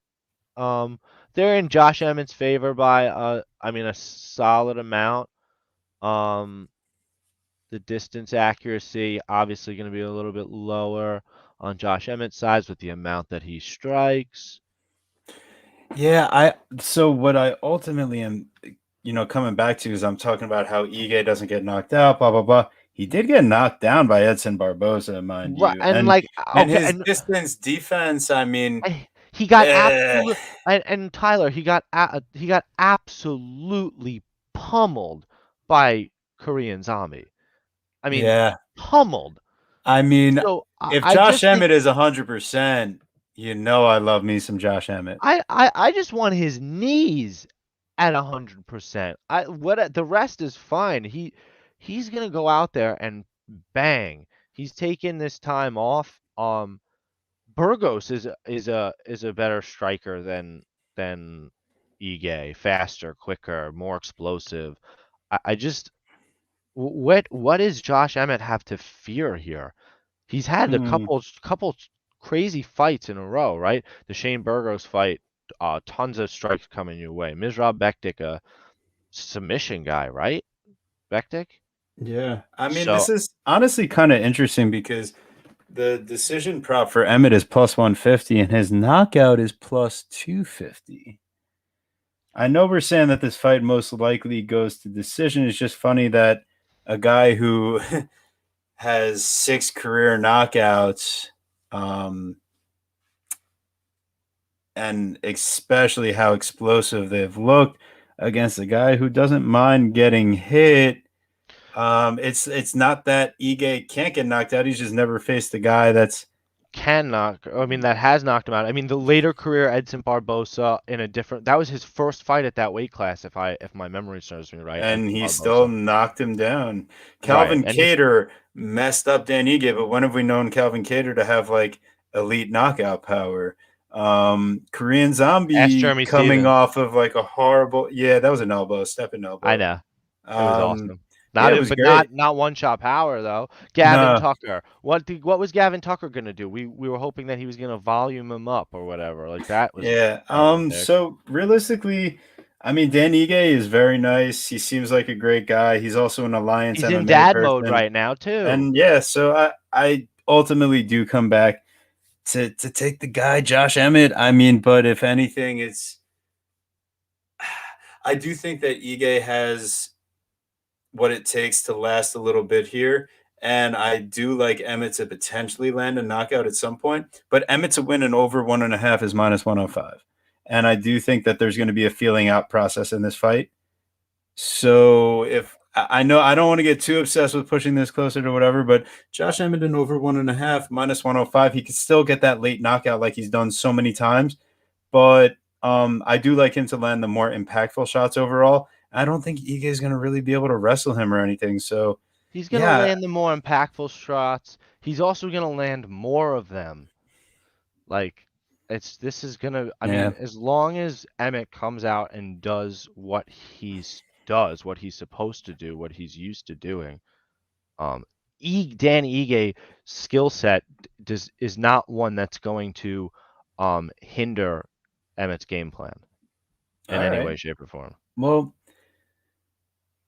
sounds fair enough to me. And that's going to bring us, we're going to go skip back down a few fights here to end up at our next one. Yeah, so we're skipping through Pedro Munoz, Dominic Cruz as we covered that, and we're skipping Augusto Sakai and Bam Bam Tai Tuivasa as we covered that one as well. So we have about 7 fights left to close out this pay-per-view. And now that we've started off with our, getting through the main card here, it's going to be interesting to see how the rest of this one goes. We got Jordan Wright versus Bruno Blendado Silva. I mean, we saw brutal knockouts in both of Silva's 2 fights coming into the UFC here. Absolutely obliterating the likes of Wellington Turman and Andrew Sanchez, now facing the killer be killed Jordan Wright, who, while his record is 12-1 with 2 knockouts and 1 knockout loss, I do always have the image in my mind of him looking like he was dead on the floor after getting obliterated by Anthony Hernandez on Dana White's Contender Series. But God forbid that Fluffy smoked a little bit of the ganja, he can't have that knockout win on his record. So Jordan That's Wright, lucky disgusting. He enough, does that's that. a no contest. So yeah, Jordan Wright, 7 knockout wins, 5 submission wins. So he's a finisher. He's never been the distance in his career because his only one loss has come by knockout. Bruno Silva, I mean, you talk about intimidating. 18 knockout wins, 3 decisions. So there's someone that's been the distance at least once before. But his losses: 1 knockout, 5 submission, and a DQ. Is there a path to victory here for Jordan Wright? Because I mean, you look at the line: Silva minus 350 and Wright plus 270. Is Silva really that high level of guy? We could trust him at minus 350 here, Guru. I think this is something we like talking about, huh? God, no, no, no, no, no, no, no, no. Explain why. Do not be taking Bruno Silva at minus 350 here. You can't do it. Minus 370. That's fucking crazy. These guys have to earn this spot. And if you just want to talk about quite simply what Bruno Silva's done in the UFC, yeah, he's looked great. He's looked the best. He's looked like the best middleweight prospect the UFC's seen in a long time. But you have to dig a little bit deeper into that and wonder why. He knocked out 2 guys in Wellington Turman and Andrew Sanchez that are grapplers. They don't like to strike. They're not. Andrew Sanchez, by the way, Mhm. has fallen in love with his hands. So he doesn't like to strike. He loves to strike. He's just But he's not a very good striker. But the funny thing is that Andrew Sanchez wins round 1 and round 2 by With his grappling grappling. the fuck out of Bruno Silva and then completely gasses out. So yeah, we see a And knockout, then but and he also gets a point deduction which really demoralized him with being absolutely exhausted. You look at nutshots. that. So you look at that and you go, okay, maybe Bruno Silva should be the favorite. I can concede that. Maybe Bruno Silva was the more likely one to win. I'll concede that too. At minus 355, you're telling me what? You're telling me that he has a what's the number here? 355. You're telling me he's got over a 78% chance win probability. 78% win probability. That means he needs to win this fight 8 times out of 10, 8.5 times out of 10 just to for you to make some money here. That's a lot. He hasn't faced somebody that's as explosive to start a fight as Jordan Wright. I mean, you look at you happily mentioned his Bruno Silva's last fight with Andrew Sanchez. Yeah, that first 10 minutes he's getting, wallowed up, not really with much damage, but wrestled, controlled, grappled. I just think that if Bruno Silva comes out like a slow start, kind of like he had versus Sanchez, like he had to kind of start the Wellington Turman fight, because Turman was winning as well to start that fight. I think Jordan Wright could knock him out and bust a few people's parlays. So my feeling on this fight, I don't even care how chalky it is. It's about as chalky as it gets. So I won't be playing it minus 450. This fight won't go the distance. That's how I feel. This is not the time to fade that narrative. This fight won't go the distance. That's about as comfortable as I feel about it. I'll be sipping on something. I'll be enjoying this fight. There's no bet for me here. You want to talk about greasy plays? Jordan Sure. Wright by submission is plus 1,000, and Bruno Silva's lost by submission 5 times in his career. And Right, Jordan but Wright has a couple how rear many? naked chokes. Five Five. submission wins in his career. All It's specifically four rear naked chokes and one arm triangle choke. And he submitted the same guy twice in a row, John Stern, once with a triangle choke and once with a rear naked choke on Alaska FC. Apparently, the first round submission wasn't good enough. They had to run it back so he could get another first round submission. Um, yeah. The real line that actually would make sense if you want to be crazy is not Jordan Wright by submission. It's Jordan Wright by KO at plus 600. That's oh plenty. shit! That's plenty fucking crazy enough, and way, way, Oh way more shit! likely than plus 600. Plus 650 on DraftKings. People value hunting. Exactly. Let's get it. Exactly. So So or value or shots. Let's go. do we like Bruno Silva by points, or is he gonna finish Jordan Wright? I mean, Jordan Wright's going to bring the activity here, and we really saw he didn't love as soon as he really started getting hit by Joaquin Buckley. I just don't know But that Joaquin Silva Buckley's a is way as better striker than Silva. yeah, yeah. I think Silva is dangerous at most points of the fight, and he's super powerful, and he can hit you hard and make you regret it at any point. I just don't love his output overall, and I don't trust him to match the early aggression. I can see if Wright tires out once again, a finish coming. But yeah, if I see someone getting an early finish, it's probably Jordan Wright. Agreed. 100%. Great. So let's get on to our next fight. We have Andre Muniz versus Eric Anders. Big middleweight matchup here. Something interesting is that Eric Anders actually had his last fight at 205. So going back down to middleweight now, and that's a beefy dude at 34 years old. They're the same height, but Andre Muniz has a 3-inch reach advantage, and with his grappling, that's going to be helpful as far as scooping those hands, shooting for a double leg, as far as reaching around, getting some wrist control. Very helpful if you're the guy that has a reach advantage, and that Andre Muniz is going to be looking to work those takedowns. So as I'm looking at it, Anders had a fight booked with Roman Dolidze for November 13th, and Anders withdrew. Was that due to weight cutting issues? Was that due to COVID? Why did he withdraw? I actually don't know exactly. They didn't really, from what I remember, give a lot of specific details because that matchup got turned around a few times. I'm not even sure if Eric Yeah. Anders and Roman Dolidze was the original booking. I think that it was someone else, and then Roman Dolidze got put in. Then they took out Anders and went to put in someone else, and then Dolidze had to put. I forget exactly what happened in the end with that fight, but No, Anders was the original booking. the original booking, and then they only Yeah, pushed him off a few weeks. That's so interesting. So Dolidze beat Staropoli, was booked to face Anders, then booked to face Dawkins, then booked to face Brendan Allen. And then he got pulled, and Brendan Allen faced Chris Curtis. Yes. Wow. Yeah, so I mean, maybe Anders needed a couple extra weeks to get his weight right. I mean, Yeah, I don't know. So I'm I gonna don't. do a little I really IG don't know. shopping. So all right, weight cutting weirdness aside, this was a fight that I found myself on the dog here. And maybe it's just to avenge my boy Jacare Souza. I'm not fully sure yet. Um, I I will never ever forgive Eric Anders for what he did in the Khalil Roundtree fight.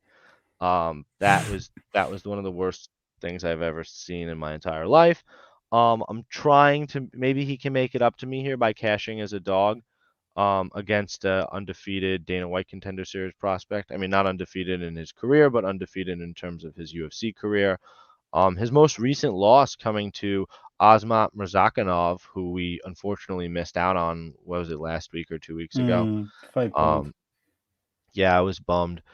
He broke Jacare's arm in the last fight. Super inverted armbar, which was an insanely incredible submission.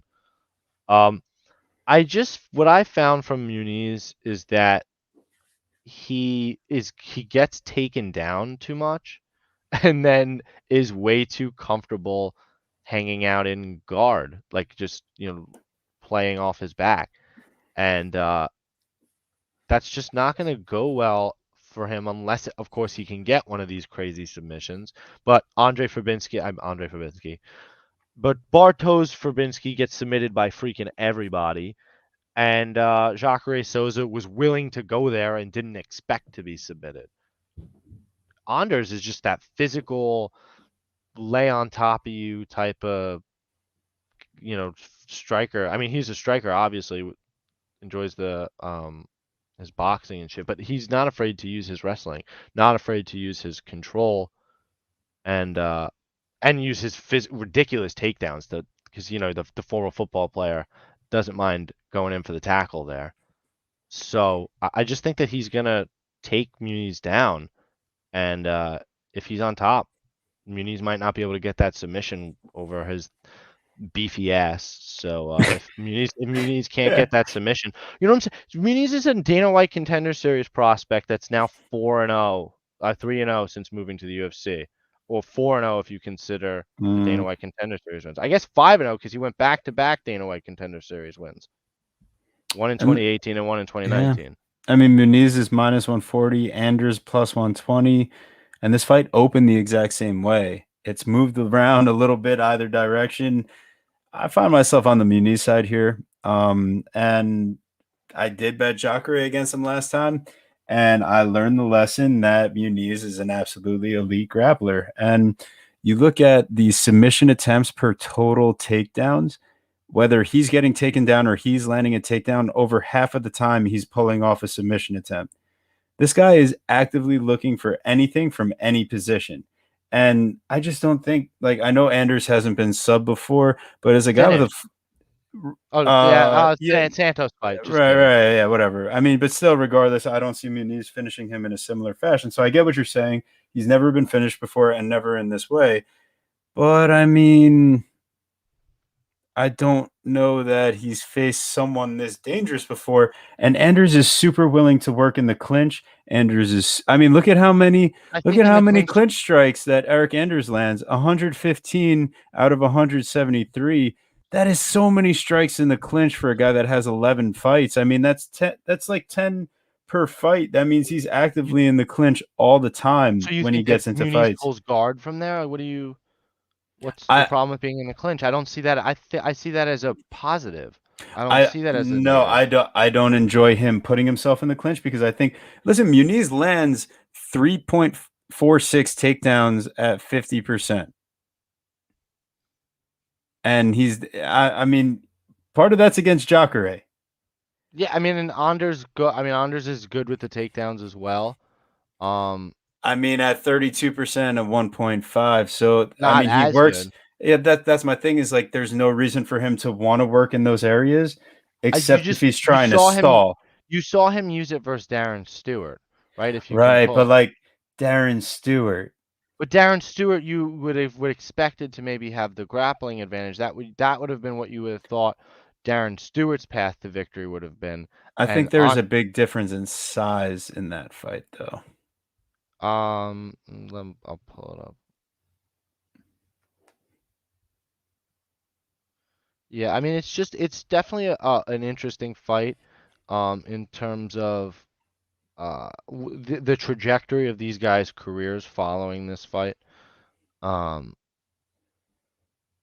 Yeah, I guess Anders went 0 for 4. Well, so that's what's weird. Anders goes technically 0 for 4 on his takedowns, but ends up with over 8 minutes of control time in that fight. Yeah, because they're just hugging on the fence and like they both got cracked in their first fight against each other and they're both kind of stalling and like, Muniz, you don't want to stall in positions with him because next thing you know, he's transitioning to your back or transitioning to a single leg or shooting for a takedown here. And I you don't want worry to end up about in clinch positions with him. do Andre Muniz has other than a Dana White Contender Series fight against Bruno Assis, he doesn't got like or Antonio Hoyo, who he managed to gas out just slightly less than the biggest gas out king in all of the UFC, who's not in the UFC anymore, mind you. We don't know what his cardio looks like. Actually, mind you, we do know what his cardio looked like after round one. It's not great. Mhm. So Eric Anders, whose cardio is not great either, at least showed us versus Darren Stewart that he's working on that. This is a guy that Mm. has the experience advantage, and has a to me a clear path with the fact that he's got decent striking. This guy, Andre Muniz needs to be on top. I think on bottom, yes, he could grab something. I just don't unless it's the first round, I don't think that that's super likely from bottom. That's fair. So I just think that if this fight starts round two, you like if you're holding on your Andre Muniz ticket, I would be feeling nervous. Super fair. And yeah, I mean, ultimately, Can't trust either I guy's cardio. I was just probably saying that. don't play this fight straight Yeah, up. I'd rather take this fight as a little bit of a learning experience and see what it looks like as far as a step up in physicality for opponents for Andre Muniz when it comes to the grappling realm. Because this might just be a decision either way, and it could be super sketchy and close. I don't know. I just feel like it's time to fade a Dana White Contender Series guy. That if he is he about to snap off for his fifth win in a row, like that's Mm, pretty serious. I mean, if he wins this fight, he's inching towards a top 15 name, like a top 20 name. Like this is yeah. you beat Eric Anders, there's no more easy fights ever. So it might be time for him to lose a fight for his own sake. Hmm. But he's 31, so he's like the young prospect that's like not that young. That's fair. And you know what? I love fading me some Dana White Contender Series fighters.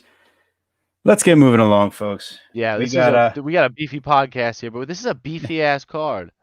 Yeah, and speaking of beefy, we got Miranda Maverick Oh my. versus Aaron Blanchfield, and I think this fight does come down to the physicality. I think they can neutralize each other in the stand-up and the grappling. Blanchfield, I see, has a 1-inch height advantage, 1-inch reach advantage, but I think Maverick's going to have a big-time physicality advantage. And whereas Blanchfield, showed that she can win from striking and from inside, I didn't love how Sarah Alpar was able to land the same amount of strikes from distance against her.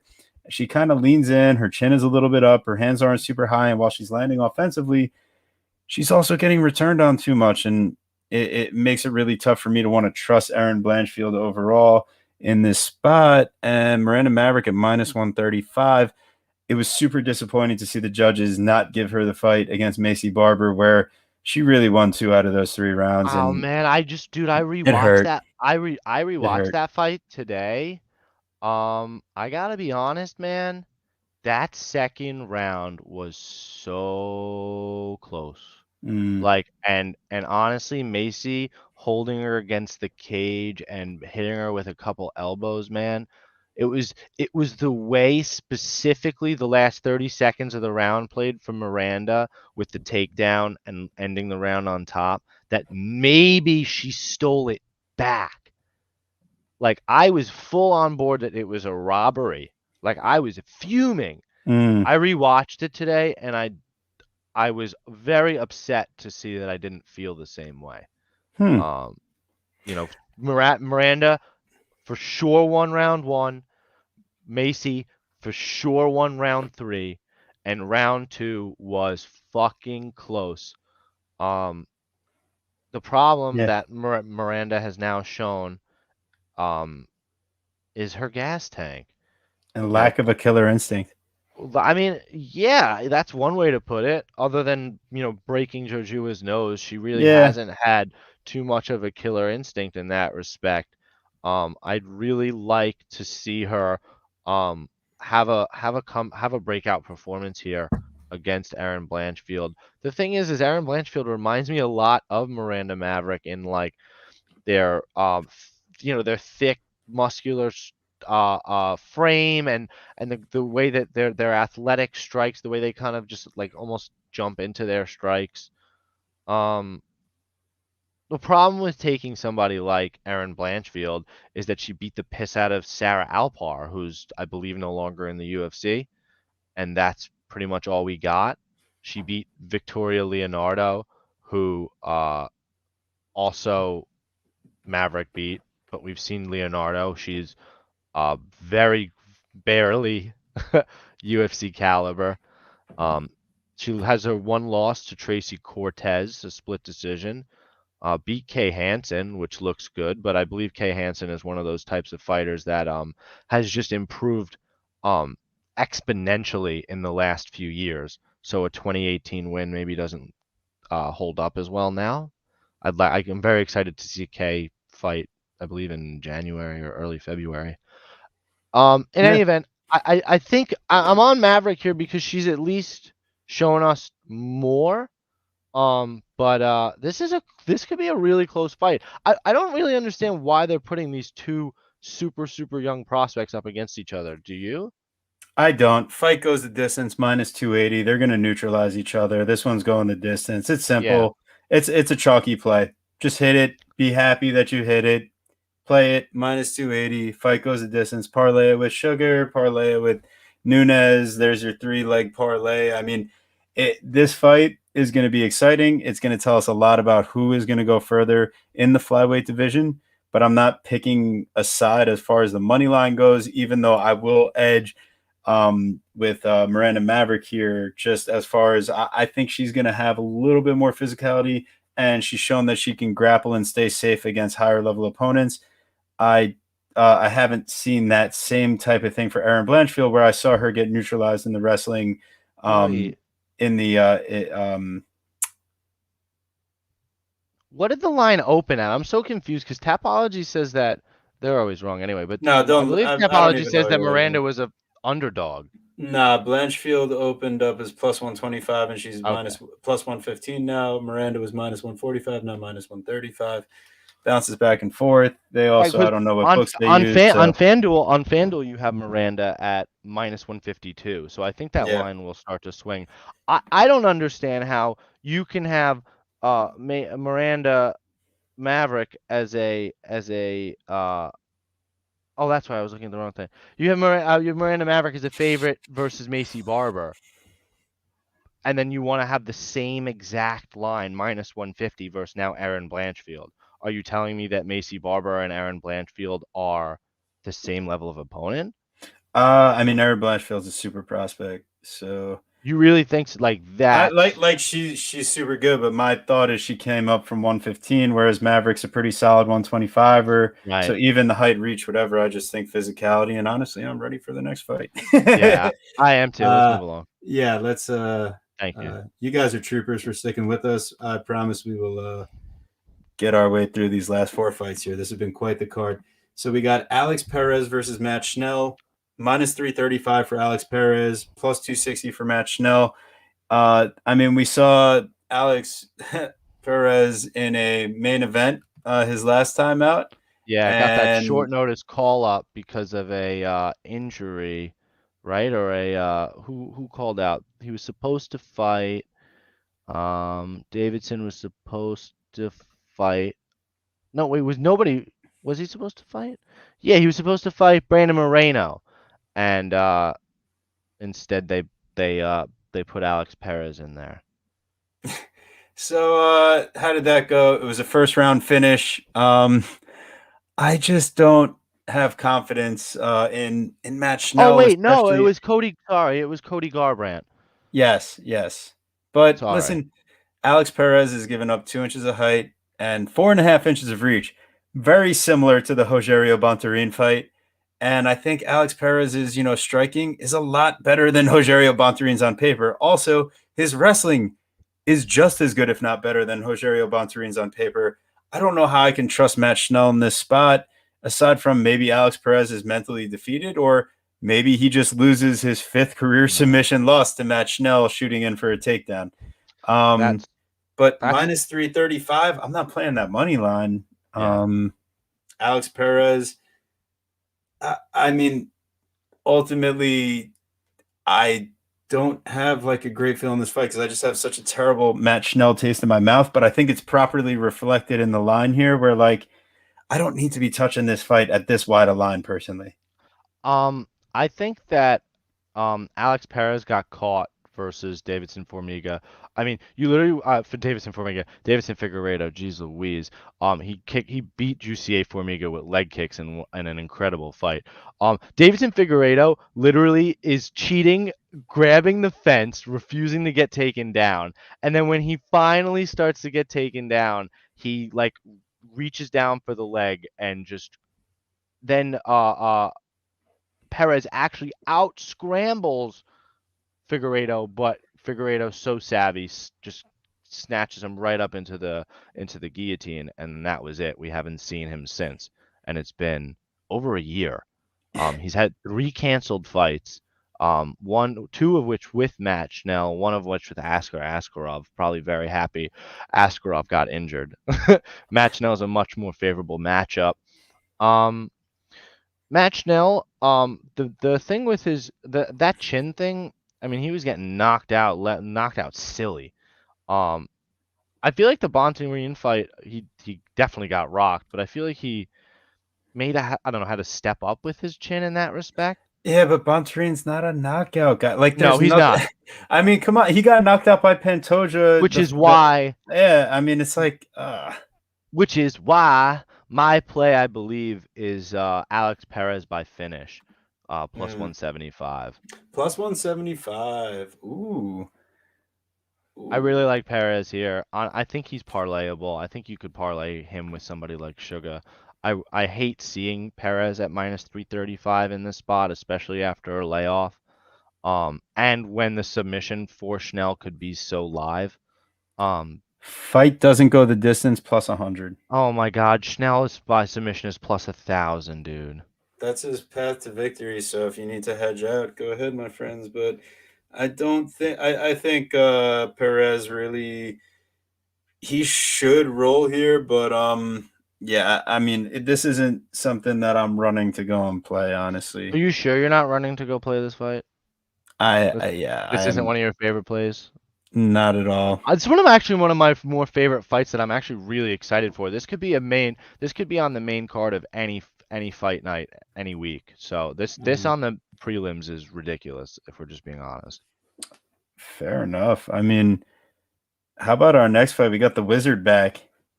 I can't even believe he's back. Like, after being so elusive to come to the UFC, he gets his face pounded through the canvas by Ilia Topuria, and now he's back. Like, what? Yeah, Ryan Hall, did you take enough time off? And my other question is, Ryan Hall, you're a jiu-jitsu specialist. You're about to be facing a wrestler right now. You got You got Derek Minner coming in from Glory MMA. And this guy, I mean, I don't know how long his gas tank will last in this fight because I don't know how much of a fight Ryan Hall's going to put up off his back aside from trying to get heel hooks. Derek Minner's going to land takedowns, and Ryan Hall is not going to really try for guillotines. He's going to try to transition to a heel hook or something like that. And is he going to get it on Minner? And is he going to make him gas out? I like Derek Minner here at plus 170 over Ryan Hall minus 200. This just seems janky to me as far as the line goes. I mean, do we not remember the beating that Darren Elkins was taking? But Darren Elkins is like a really good counter wrestler and can wear you out. This is like Derek Minner versus oh God, our favorite. Come on, you got this for me. Charles Rosa. Yeah. That's what this fight is. Derek Minner is going to win plus I don't know. 170. You really think so? I do. I think Charles Rosa's terrible off his back, and I think Ryan Hall is incredible off of his back. I think that's like the main difference. Like if Derek Minner wants to he's not going to submit, which is his favorite way to win. He's not going to submit Ryan Hall. So you're banking on Derek Minner to grind out Ryan Hall for 15 minutes. You're not gonna ground and pound him. How many does he? He had the ground and pound loss to Darren Elkins. He lost by elbows to Kevin Kroom. I don't see many ground and pound wins on his resume here, pal. I don't know if I see any. He has one knockout in his whole career, 22 wins by submission, 3 wins by decision. He's not submitting Ryan Hall. Like, do you think Ryan Hall has enough counter wrestling to wear out Minner? Because Minner's wrestling is elite. He doesn't need counter wrestling. What does he need? Like, because it's heel hooks. What is he doing besides? I mean, he doesn't just do heel hooks. I guess it does just mostly heel hooks. Dude, he really just mostly and like spinning back kicks. Like he has like 2 moves in his arsenal, and like that's fucking it. Like I respect it, but like give me plus 170 on Minner, the better wrestler. I know that he's gassed out plenty in the past. I don't know that Ryan Hall is going to do enough from the bottom, just the same way that Charles Rosa didn't do enough from the bottom to try to get back up to his feet and gas out Minner. That's how it happens, right? Call me crazy. I'm not throwing a huge amount of money on this fight, but I like Minner.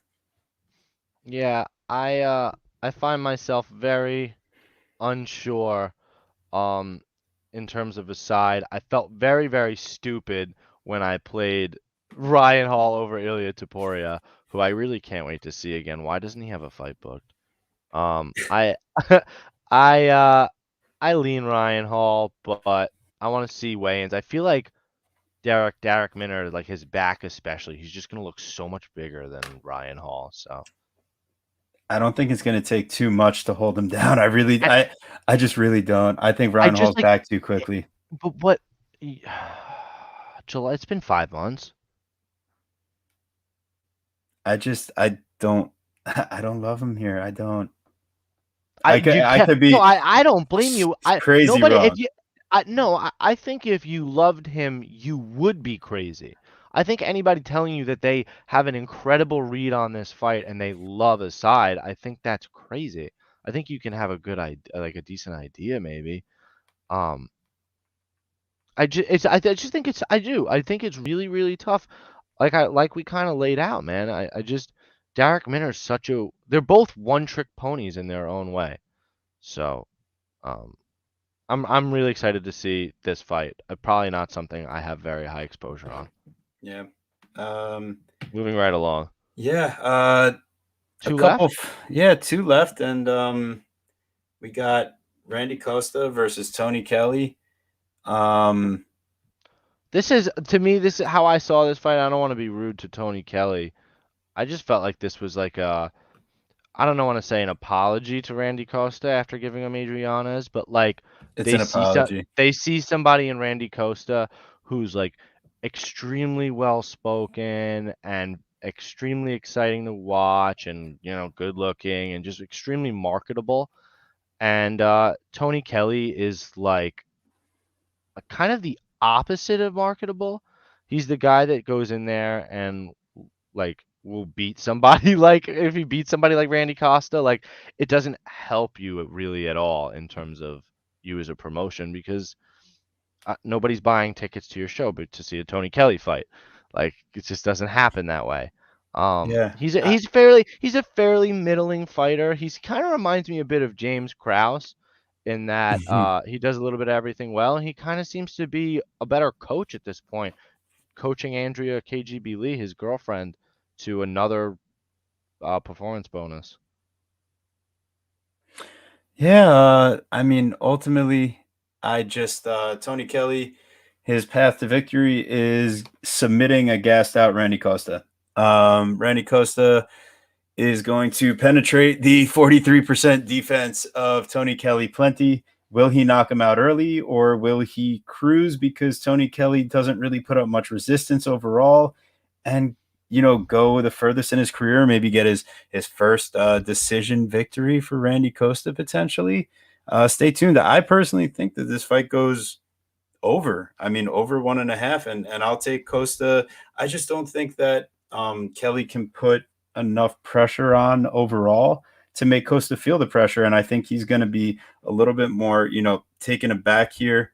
He gassed out completely against Yanez, and I don't think he's facing the same type of fighter coming back this time. I think it's pretty obvious. So I like Costa to take his time, and Kelly has proven to at least, have staying ability, never been finished in his career. But this could be the time he gets finished. I just don't like it to happen early. Yeah, I mean Tony Kelly hasn't fought anybody with any sort of striking finishing ability. Kai Kamaka has pillows for hands. Kevin Aguilar, not happening. When you look at Randy Costa, anytime he's been to the second round, amateurs aside, anytime he's been to the second round, he's lost. So if you're not concerned about what Randy Costa looks like post round one, I'm not really sure what else to say. That's why, Tony Kelly could be a live dog in terms of, like you said, being able to win a decision. If you like the over 1.5, it sounds like you like Tony Kelly because unless Randy Costa comes out here and then you'll hear it in the post-fight interview. Yeah, I'm a new game plan. Shout out my coach. Shout out the nutritionist. We really just wanted to get in there, settle in, and push a pace and keep the stamina go. Like the only way he gets a finish out of round one is based on a pure, like a true game plan, a true mindset, and a true improvement in his game to go and do that. Otherwise, is who he is, and he's a flashy first rounder or bust. Mm. And I think that he can spark Kelly. Kelly's really it has no fat on him at all. Really cuts to make this weight class. And at 34 years old, man, like we just said, he got rocked versus Ali Casey. That dude can't strike. He lost to Kai Kamaka. Yeah. That guy got cut. Well, they don't have the lines posted yet, but keep an eye out. It might be just Costa inside the distance here, or Costa by They have KO. lines posted. What are you looking for? I'm on DraftKings. I don't got anything. FanDuel, what are you looking for? Knockout. Well, knockout inside the distance. Costa by knockouts -110. Costa, but see if you go to time props, see this is how we can do this differently. You go to round props, alternate betting. Beautiful. Here we go. Costa round 1 or 2 +105. Bam. Hit it. There you go. See, that's how you got to outsmart these bookies, guys. They don't always think like we do. They see, oh, Randy Costa's so likely to win by knockout, we'll make that the minus. Okay, great. They don't realize that we're not looking Randy Costa for round 3 knockout. That's not what we're worried about here. So let's move that right along so we can finish up this incredible card. Yeah, we got to open up our card. Jillian Robertson, Priscilla Cachoeira. I mean, talk about a binary fight. This thing is going one of two ways, and let me tell you the way I think it's going. Jillian Robertson is one of the highest level takedown artists and grappling artists in all I of don't know about women's takedown MMA. artists. Well, Yeah, I really don't know about let's takedown yeah, artists. yeah. Well, Takedown artist? Takedown artist? No, she's not. Wrestling is not her all bread and right, butter like all that. right. Well, Is she well, capable? Is she capable? Has she gotten takedowns for sure? I right, mean, 16 I out of 34 in her 10 fights at a 47% at 2.54 per 15 minutes. Pretty high level as far as women's MMA yeah, overall goes. but She's up there, it's a and I get so it. for Level of Robertson though. For Robertson though, it's a tale of two fighters though. Like she's either fighting shit fighters like Botelho and Froda and Macedo, or she's fighting tough fighters like Talia Santos and Miranda Maverick. So, Oh, this time she's fighting Priscilla Cachoeira, which is one of the easier who fighters. gave up her back in 1 minute to Gina Mazzani. And if Gina Mazzani had any finishing potential or real grappling ability, aside from having started training at Glory MMA, that's a finish right there, my friend. And Priscilla Cachoeira, she got very lucky that Mike Beltran said, "Hey, wait, Gina Mazzani's gassed the fuck out and hasn't done anything on top. Let's stand them up." And then Priscilla Cachoeira goes ahead and turns the tables and absolutely fucking obliterates Gina Mazzani, getting a standing knockout. That's all great. And I know we've seen Jillian Robertson look terrible at times. That was against Miranda Maverick, Macy Barber, Myra Buena Silva, Cynthia Calvillo. There's a trend here. People that are high level wrestlers or high level physicality. Priscilla Cachoeira is a little bit bigger than Jillian Robertson, but Robertson is generally a little bit shorter and a little less reach than her opponents because the thick thighs and the takedown ability all kind of make up for it. She's always going for submissions, and honestly, I just don't see Priscilla Cachoeira surviving it. And we're not talking about a shit gas tank Gina Mazzani over here that's cutting down from 135. We're talking about a true flyweight, someone that's done 15 minutes of grappling, someone that's gotten third round submissions or 3-round decisions. This fight's going to look like the Poliana Botelho fight, or it can be an earlier finish than that. But one way or another, I just see Jillian Robertson getting the control, and whether or not she comes away with the submission, I'm not sure. I'm waiting for that line to drop. Is it on FanDuel yet? Because Of it's not course on it is. DraftKings. Of course it is. You can get Jillian Robertson by submission right now at plus 110. I'd imagine that line will be minus money by Saturday. Go ahead You and can hit also that. you can also get Jillian Robertson by decision at plus 260, which is decently juicy if you think that Cachoeira can survive. Yeah, I personally don't. I honestly, I tend to think as I rub my hands together, I tend to think that this might be one of those Guru special fight opening spots again, where they open the fight with a finish, open the card with a finish. Yeah, I mean, as we're speaking, I'm just gonna go in, throw on that Jillian submission, just throw a little cash on that real quick. We'll make it happen. Um, yeah, this just feels like it's so binary a spot, and this line is going to be so different so soon that yeah, plus 110. Give me the plus money. I'll take that real quick. Nothing crazy, but guys, like when you're talking about minus 375 money line on someone that has such a clear path to victory, it just seems like it makes so much sense to me to play that line there. And even if you don't, even if it doesn't hit, you're gonna see that it was a value play. That at plus 110, that line will not close there. When you place enough bets and you beat closing line value, um, you're gonna end up successful more times than not.